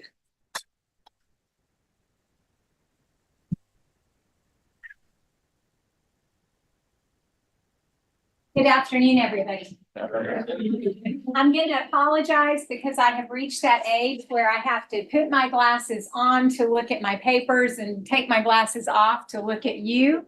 So I know that's distracting, and I'll just apologize in advance.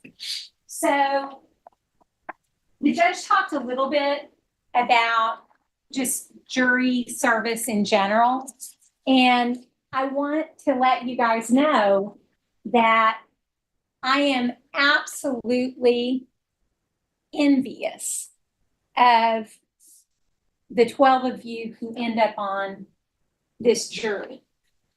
And I'll tell you why. Because I will probably never be selected to serve on a jury. And that is something that a lot of people try to think of ways to get out of, but it is something that is so important. Now, why will I not ever get selected to serve on a jury? Well, I was a prosecutor for about 15 years, and I was a chief of family justice in another county, and I did all kinds of trials as a prosecutor. I've been a defense attorney for almost that long as well. I'm a cop's kid.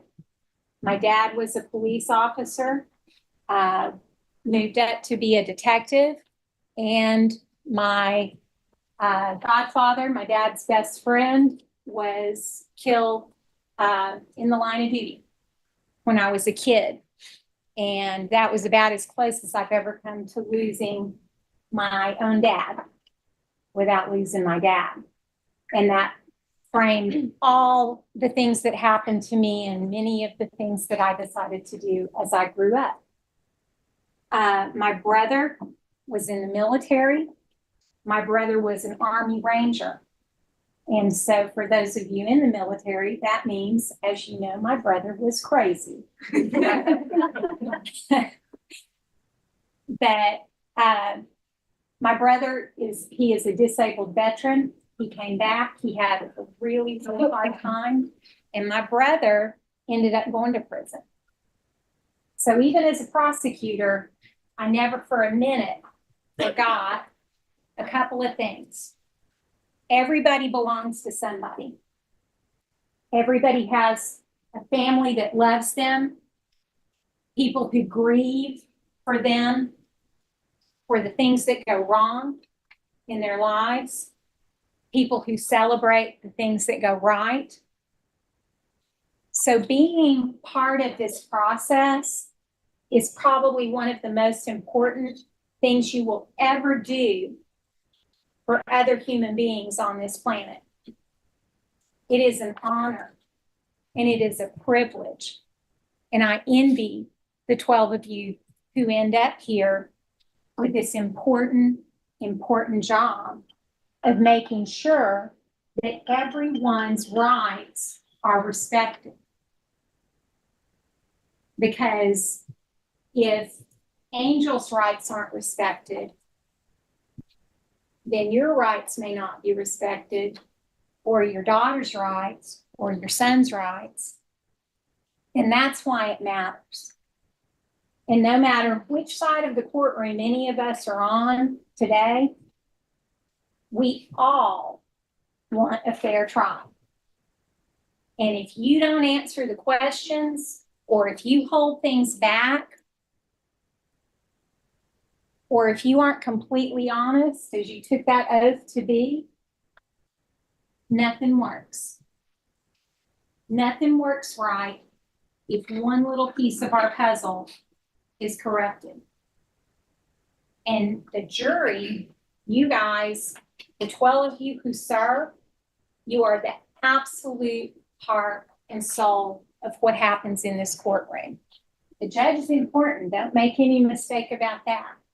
The law comes from her. She will guide us, but you are the engine that runs justice. And so please, even if you have to approach, if there's something you need to talk about, if there's some reason why you cannot be the most fair juror for this kind of trial, you got to let us know. And you got to let us know before we get started. So can everybody agree that you are going to be absolutely 100% honest, and that if you need to approach or if you need to tell us something uncomfortable, you'll tell us? Can we all agree to that? Yes. Thank you so much. So a lot of people, when I first went from being a prosecutor to being a defense attorney, they asked me, how can you do that? Doesn't it make you uncomfortable? How can you defend people who do this or people who do that. And I always kind of think like, well, how can I do it? I was so proud to be a prosecutor and to represent the state of Texas. And I am just as proud to represent Angel. Because my job is just what I told you. I got to do my job to make sure that his rights are respected. And the most important right that he has as he sits here in front of you all today is he has a right for you to look at him wherever you're sitting in this courtroom and to look at him and to presume that he is absolutely innocent. How many of you, and tell the truth, raise your card if you did this. How many of you, when you walked in and saw him standing here, how many of you looked at him and wondered, I wonder what he did? Raise your cards, it's okay.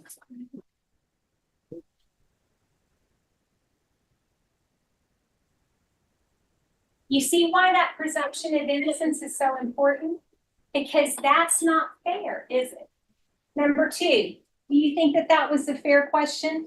Oh, you mean your question? Do you think it was fair for you to ask that to yourself? No. I wonder what he did. No. Does it make you uncomfortable that you had that thought? Yeah. And why? It's human nature, I guess, for us to think that about another human, but. Yeah. And number three, let me ask you, do you consider yourself to be a person who judges people harshly or fairly? Fairly. Okay, but you raised your card saying, I wonder what he did, right? Yes, ma'am, because we're here for a reason. That's the reason we're here. Right, so you say you're here for a reason. Yes, So ma'am. to me, that sounds like you're already presuming that he did something wrong. Do you feel that way? If you do, it's okay. No, like we're here for a fair trial, so they're just gonna get a fair trial, but we are here for a reason. Yeah. Is there anyone who thinks that as Angel sits here today, that he must have done something wrong or else he wouldn't be here in this trial? That you can't set aside that presumption of innocence and make the state prove their case? And it's okay if you feel that way, but you've got to let us know. I see number 37. I'm going to start over here. Number 1. So let me ask you, like, can you explain how you feel?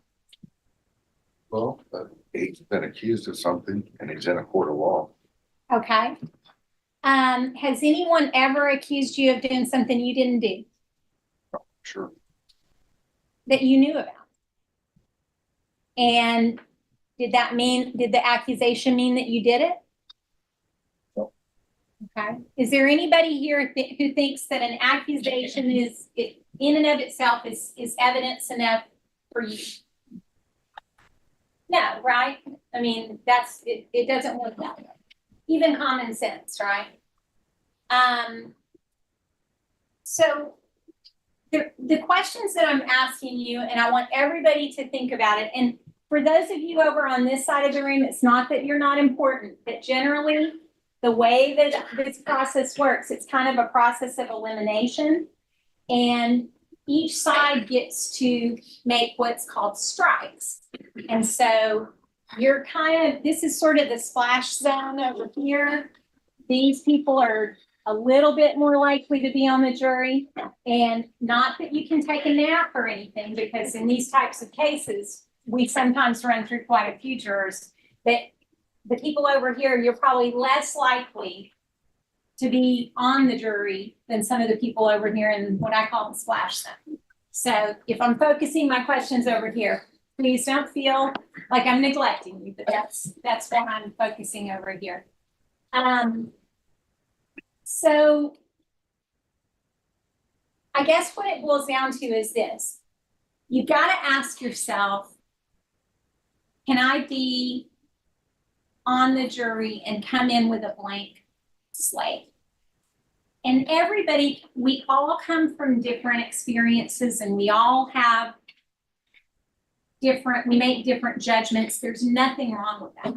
Like I have all kinds of prejudices. Like, I'm getting over it, but as I get older and I travel more, but I used to not be a fan of anybody that wore Speedos, like the babies. I hated seeing them, you know? But, you know, now it doesn't bother me as much. But that kind of judgment, who cares? Like, I can be judgy. You know, there's all kinds of ways that we judge people. But there are certain things that you can't bring to a courtroom. And you can't look at Angel and go, you know what? I don't like his hair. Or, you know what? He's got his shirt buttoned up in a way I don't like. Or he looks thuggy to me. Or he looks brown. Can't do that either. And a sad fact is, there are counties, some of them not too far from here, where I have had people who come up one at a time. They usually don't volunteer it in front of everybody, but I have had people come up and say, I can't be fair because I don't like Mexican people. I don't like Mexican American people. I don't like Black people. I have had it happen. So that's why I'm bringing it up. So it's okay. You can feel however you want. Nobody's telling you what to think. But if you have respect for this system, respect for yourself, and respect for the rights of everybody else, you've got to be honest. And if you believe something like that, then you better have at least a little bit of bravery enough to come out and say it out loud, at least to the judge.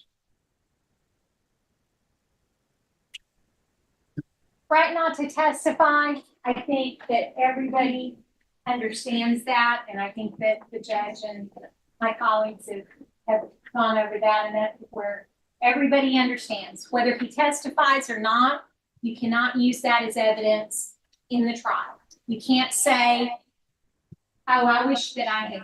Oh, something with crazy. All right, I think it's fixed now. You can't say to yourself, oh, I feel like I should start singing. Are you ready? Yes, I'm ready. Okay, you're good. Thank you. You can't say to yourself, well, I want to hear, you know, I wish I'd heard his side of the story, or maybe I think somebody who's not willing to get up on the stand and tell their side of the story, well, probably guilty. Because it's human nature. That's one of those things again. Human nature to be judgy. People can be kind of like that. It's also human nature to want to hear both sides. Would everybody agree to that? Yes. Okay, well, guess what? The Constitution of the United States, and we also have a Texas Constitution, and it guarantees, and it's a built-in already his side of the story. You brought it in here with you. What is his side? Say it, anybody. He's innocent. He didn't do it. You have to presume he did nothing. That's his side of the story. And guess what? The law requires you to bring it in here and bring it to this jury box and sit here with it until they can pry it out of your hands. That's the way it works. The judge went through a great explanation of all the different levels of proof and what is beyond a reasonable doubt. And she's right. I am probably a little bit older than the judge, and I do remember that when we did have a great explanation and a definition of it. And the legislature decided that, you know what, it's common sense and people know what that means. So it's what it means to you. But let me give you an example of what I want to talk about that clear and convincing underneath reasonable doubt. Like that civil. So in a car wreck or something like that, civil court, you have preponderance of the evidence. That's like for somebody to get money in a case. Well, for somebody to take your kids away from you, that's a level up. That's what's called clear and convincing evidence. Who here has kids? Raise your cards up. So juror number 11. How many kids do you have? 2. You have 2 kids. How old are they?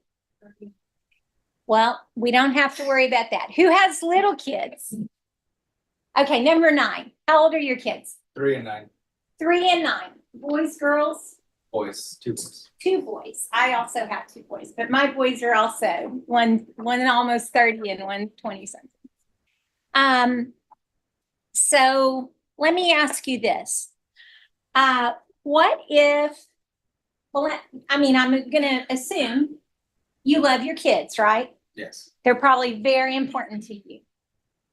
What would you do, hypothetically? What sort of proof would it take for somebody to convince you that, give me, like, do you mind sharing just the first name of one of your kids? Dave. Okay, so let's say Dave. And how old is Dave? 3. Dave is 3.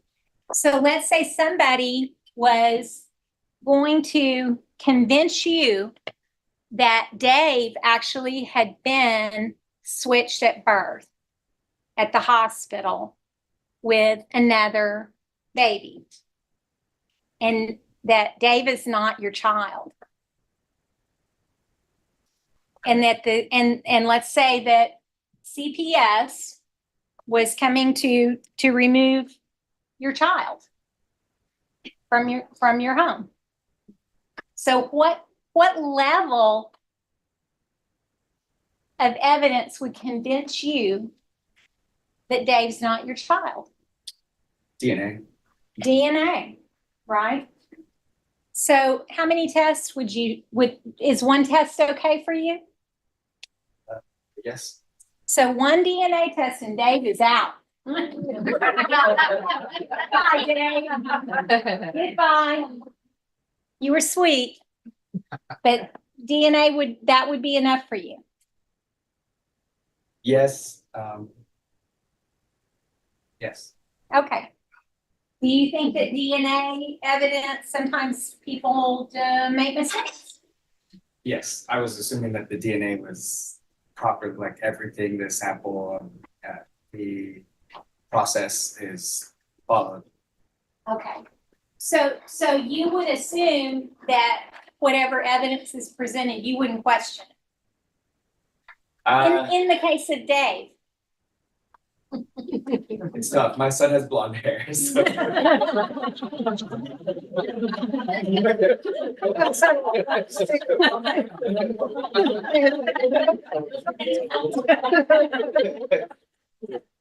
I may have a card for you to.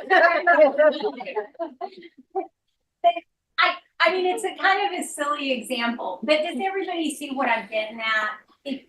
Think about your kids, or what, like that level of what you would need to have clear and convincing evidence for somebody to take your child away. And I can't tell you what reasonable doubt is, but it's more than that. And if you think of that, like, you know, I'm almost 60. My kids are, grown. They're in their, one's almost 30. And I can still remember how my kids smelled when they were babies. It's that kind of gut punch when you think about something so important to you like that being taken away. And this is even more important than that. And you don't have to get up to the top. You got to get over it. And everybody hold the state to that high burden. And you can't lower it because it's a murder case. And listen, it's terrible when people are killed. It's awful. And we are not here to say that people, again, I absolutely understand and believe everybody matters. But we're not here to say that if you find someone not guilty, you're not saying that somebody mattered more than somebody else. And you have to be able to understand that to sit on this jury. Who here thinks that wrongful convictions never happen? Who here thinks that wrongful convictions do happen? Okay. And in this day and age, thank goodness that we see this many cards being raised, because there was a time when people used to not believe that. What do you think happens, juror number 4? What do you think, I say juror, potential juror number 4. What do you think happens if somebody gets wrongfully convicted? Do you think that they can ever go back and fix it? No, you can't unring a bell. You can't unring a bell. And what do you mean by that? Their life was forever changed. Yeah. And people will judge even with proof. You will never get back. You will never get back to that place that you were before people walked in a room and said, I wonder what he did. You never get back to before that time. People will always judge you. And there's been people who have gone to prison for decades. There have been people who died in prison. And we absolutely don't want anything like that happening.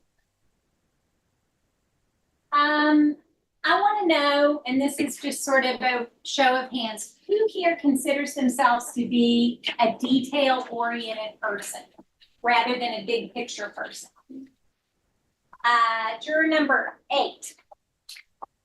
Why do you consider yourself to be more of a detail person? I have a tendency to line up things, get it straight, check it again, and try to keep that going. Right. Be. Have you always been that way? Is it like a personality thing, do you think? I think it came from early on jobs that you just have to be, you have to really follow through with everything you're going to do to be productive. Great. And anybody here, I consider myself to be kind of a big picture person. I've learned over time to be more detail oriented, but is there anybody here who, generally speaking, and I know like there's a lot of overlap, but generally speaking, is there anybody here who believes themselves to be more of a big picture type person? And juror number 10. I am, and I have to surround myself with detailed people. Right. So I think that and I think that raises a very good point, is that you don't have to be a detail-oriented person to get it right, and you don't have to be a big picture person to get it right, but it's sort of the interplay of those. And I do believe that we usually end up with a pretty good mix of both on our juries, but that's something that can be very, very important. Judge, can you let me know how much time I've got? 20 minutes and 28 seconds.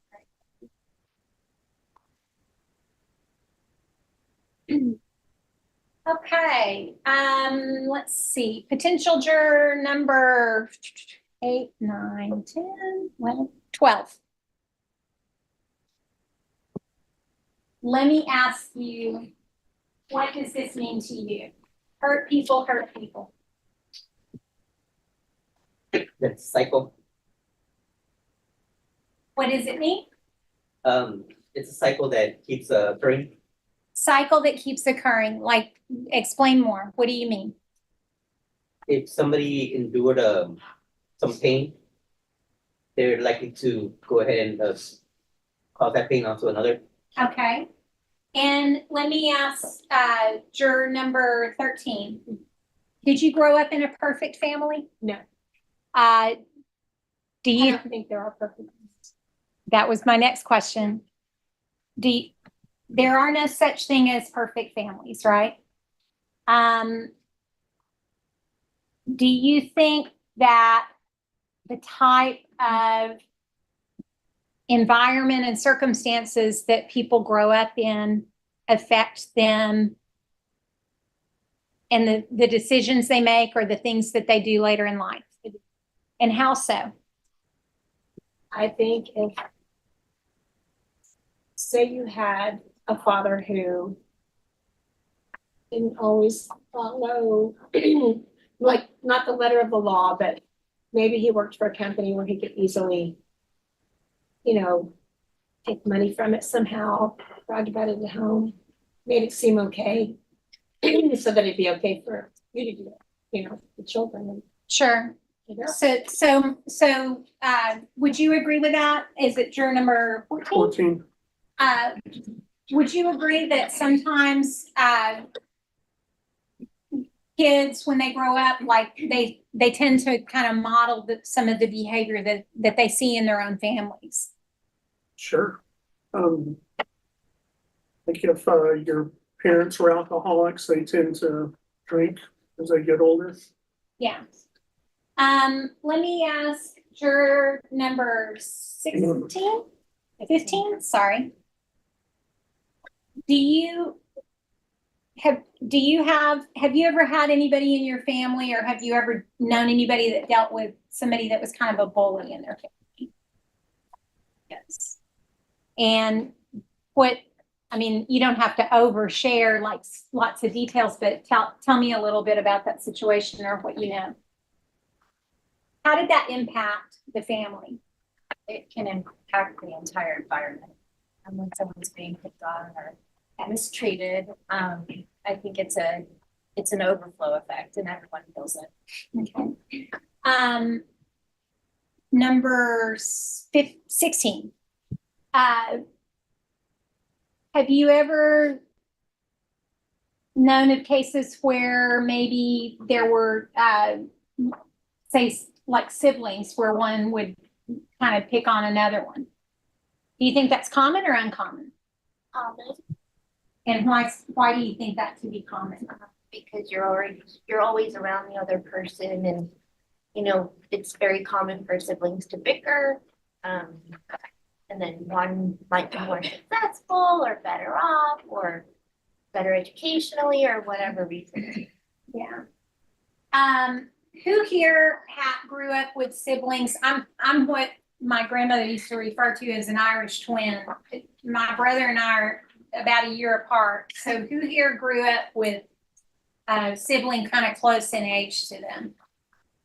Okay, keep your cards up. Now, keep your cards up. Now take your card down if you never had a fight with your sibling.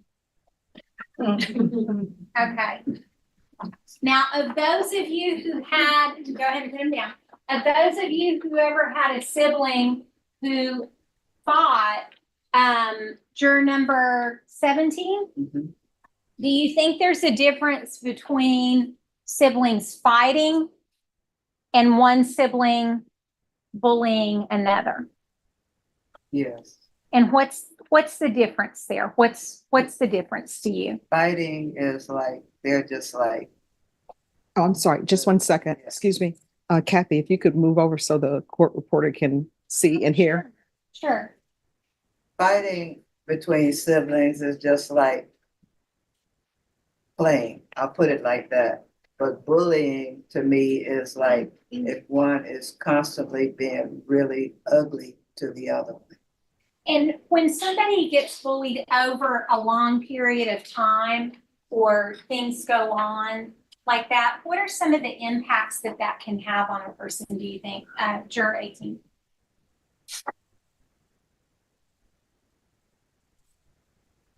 Can you ask the question again? I'm sorry. Sure. If somebody's getting bullied over a long period of time, like what sorts of impacts can that, or how would that affect someone? Do you think that you would be able to see changes in their behavior from getting picked on or terrorized over time?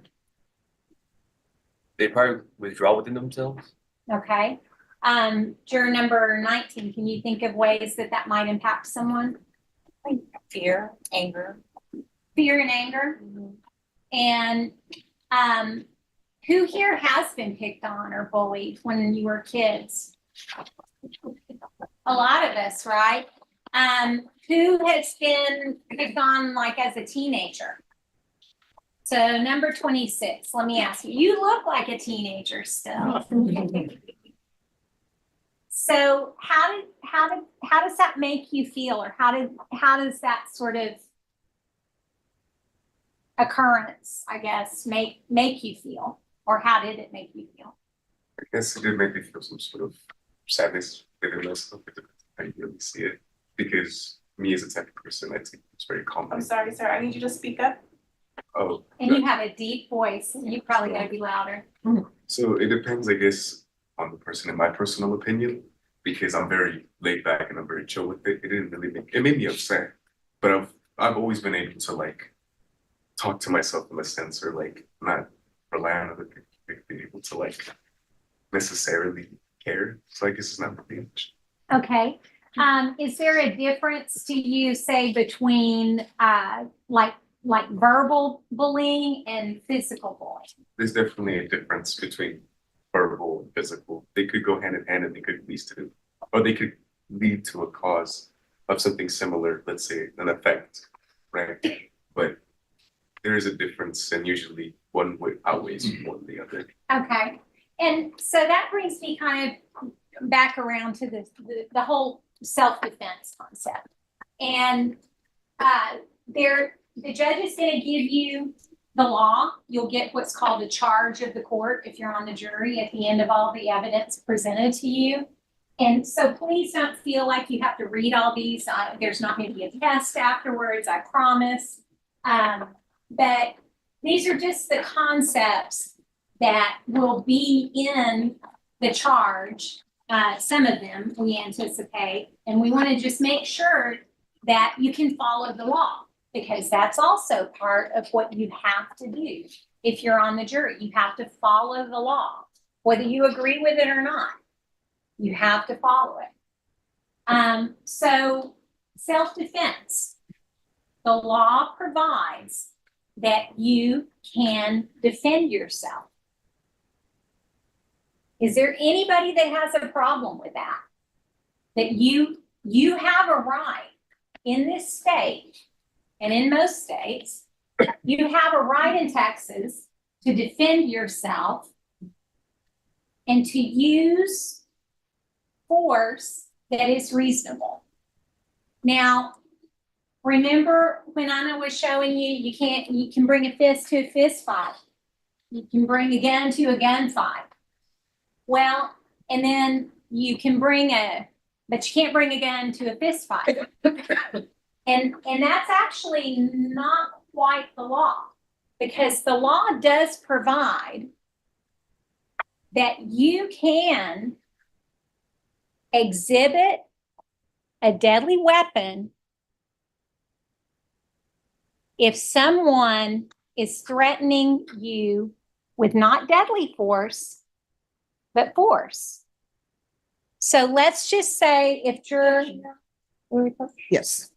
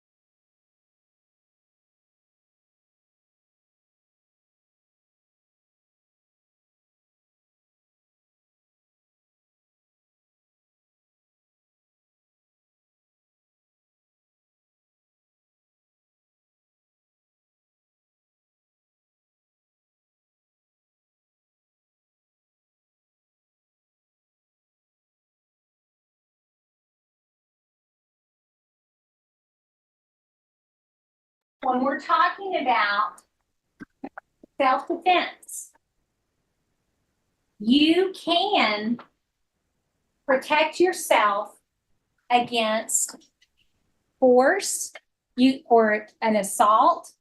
Say we're talking about fist fight. If I'm gonna punch you, or number 5, if I'm gonna punch you and I'm coming where I'm saying I'm gonna knock your teeth out, anything like that. If I'm doing that, section 904 says the threat of force is justified when the use of force is justified by this chapter. And you go up above.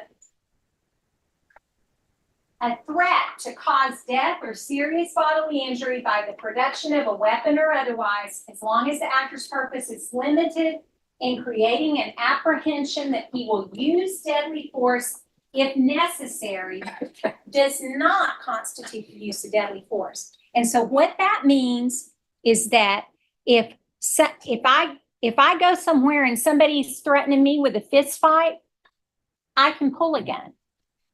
Now I can't shoot them, right? But I can pull a gun, I can pull a knife out, and I can say, get away, leave me alone. That's the law. Is there anyone here who has a problem following the law to where you don't think that you could be a fair juror on a case that may involve you applying that law? Is there anybody here who just has a problem with that?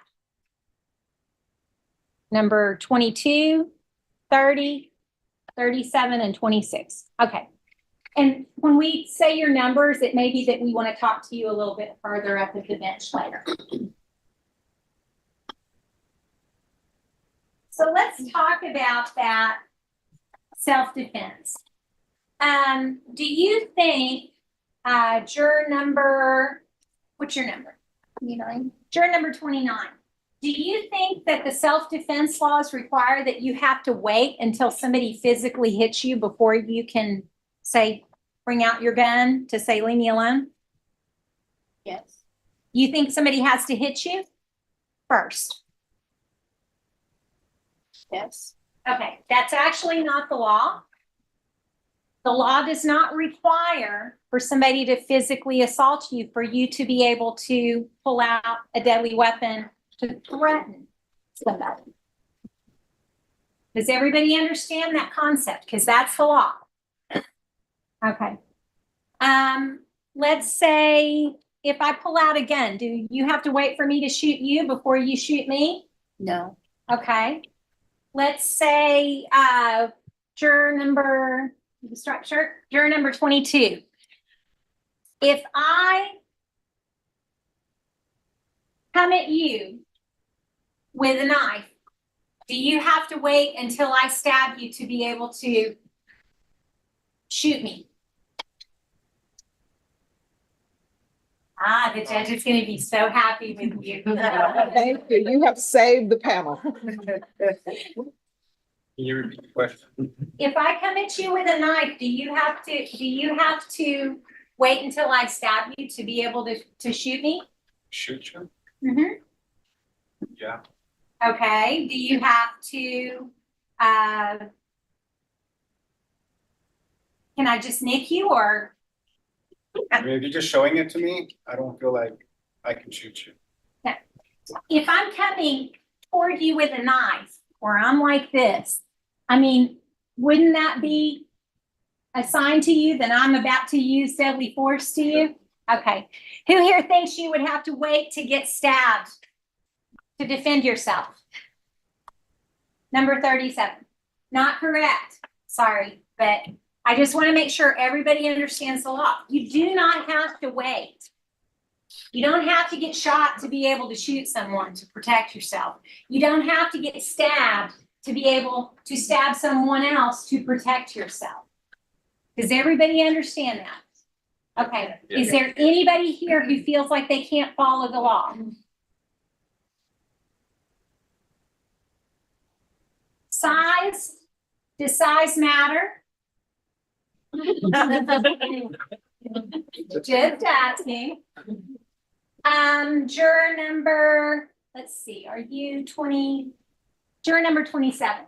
How do you think that size, age, factors like that, how do you think that those play into self-defense issues?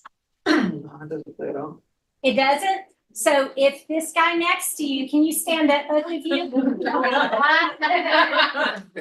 So if this guy next to you, you don't think that there's that somebody's size or their age or anything comes into play? To play to defend myself or?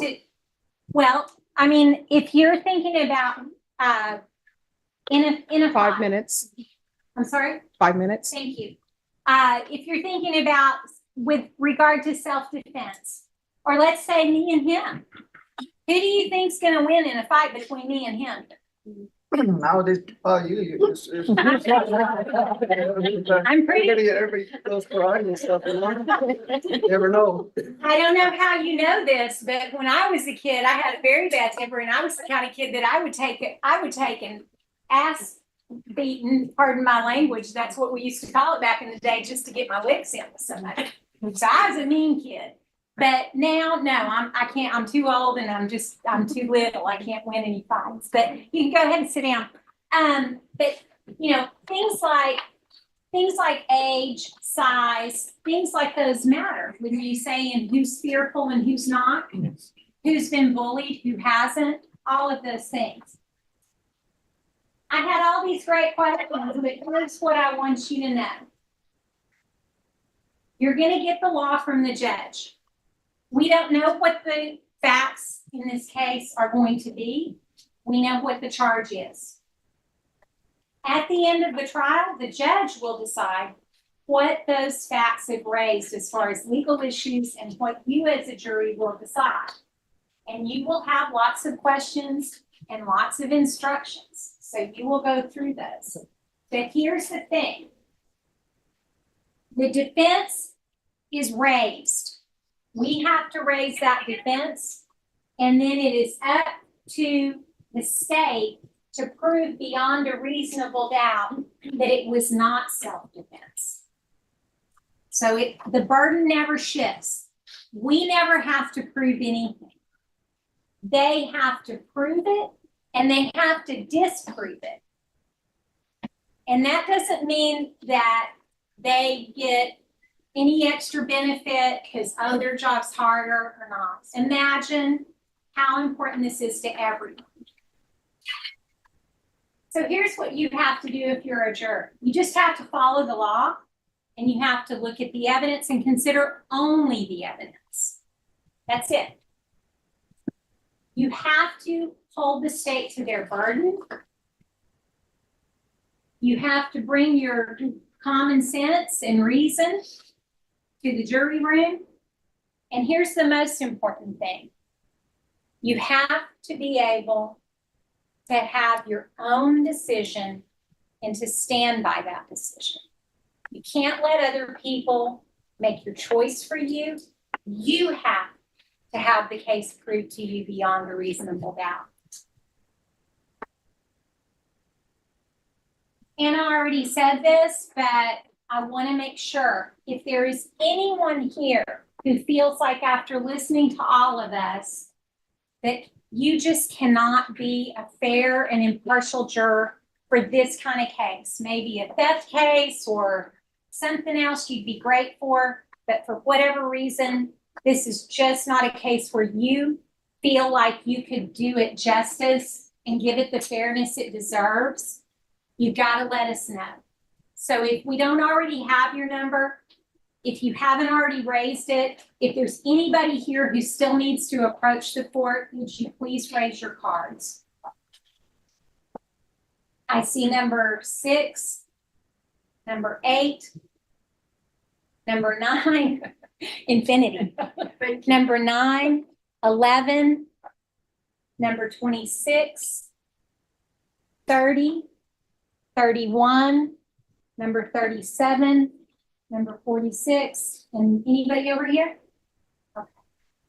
Thank you so much for being so patient with us, and I look forward to trying the case with the 12 of you who end up on our jury. Thank you. All right, so ladies and gentlemen, this is my instruction to you, and we can go off the record. Leave your numbers in the seats. Please take your personal items with you. I'm going to have you step outside in the hallway. Some of you all may be called back in case either side has more questions for you. Please do not wander off too far. And I'm going to put us being back here at, we'll play it by ear and say 4:45. So if y'all will please just make sure you're outside in the hallway by 4:45. All right, everyone, please rise for the jurors.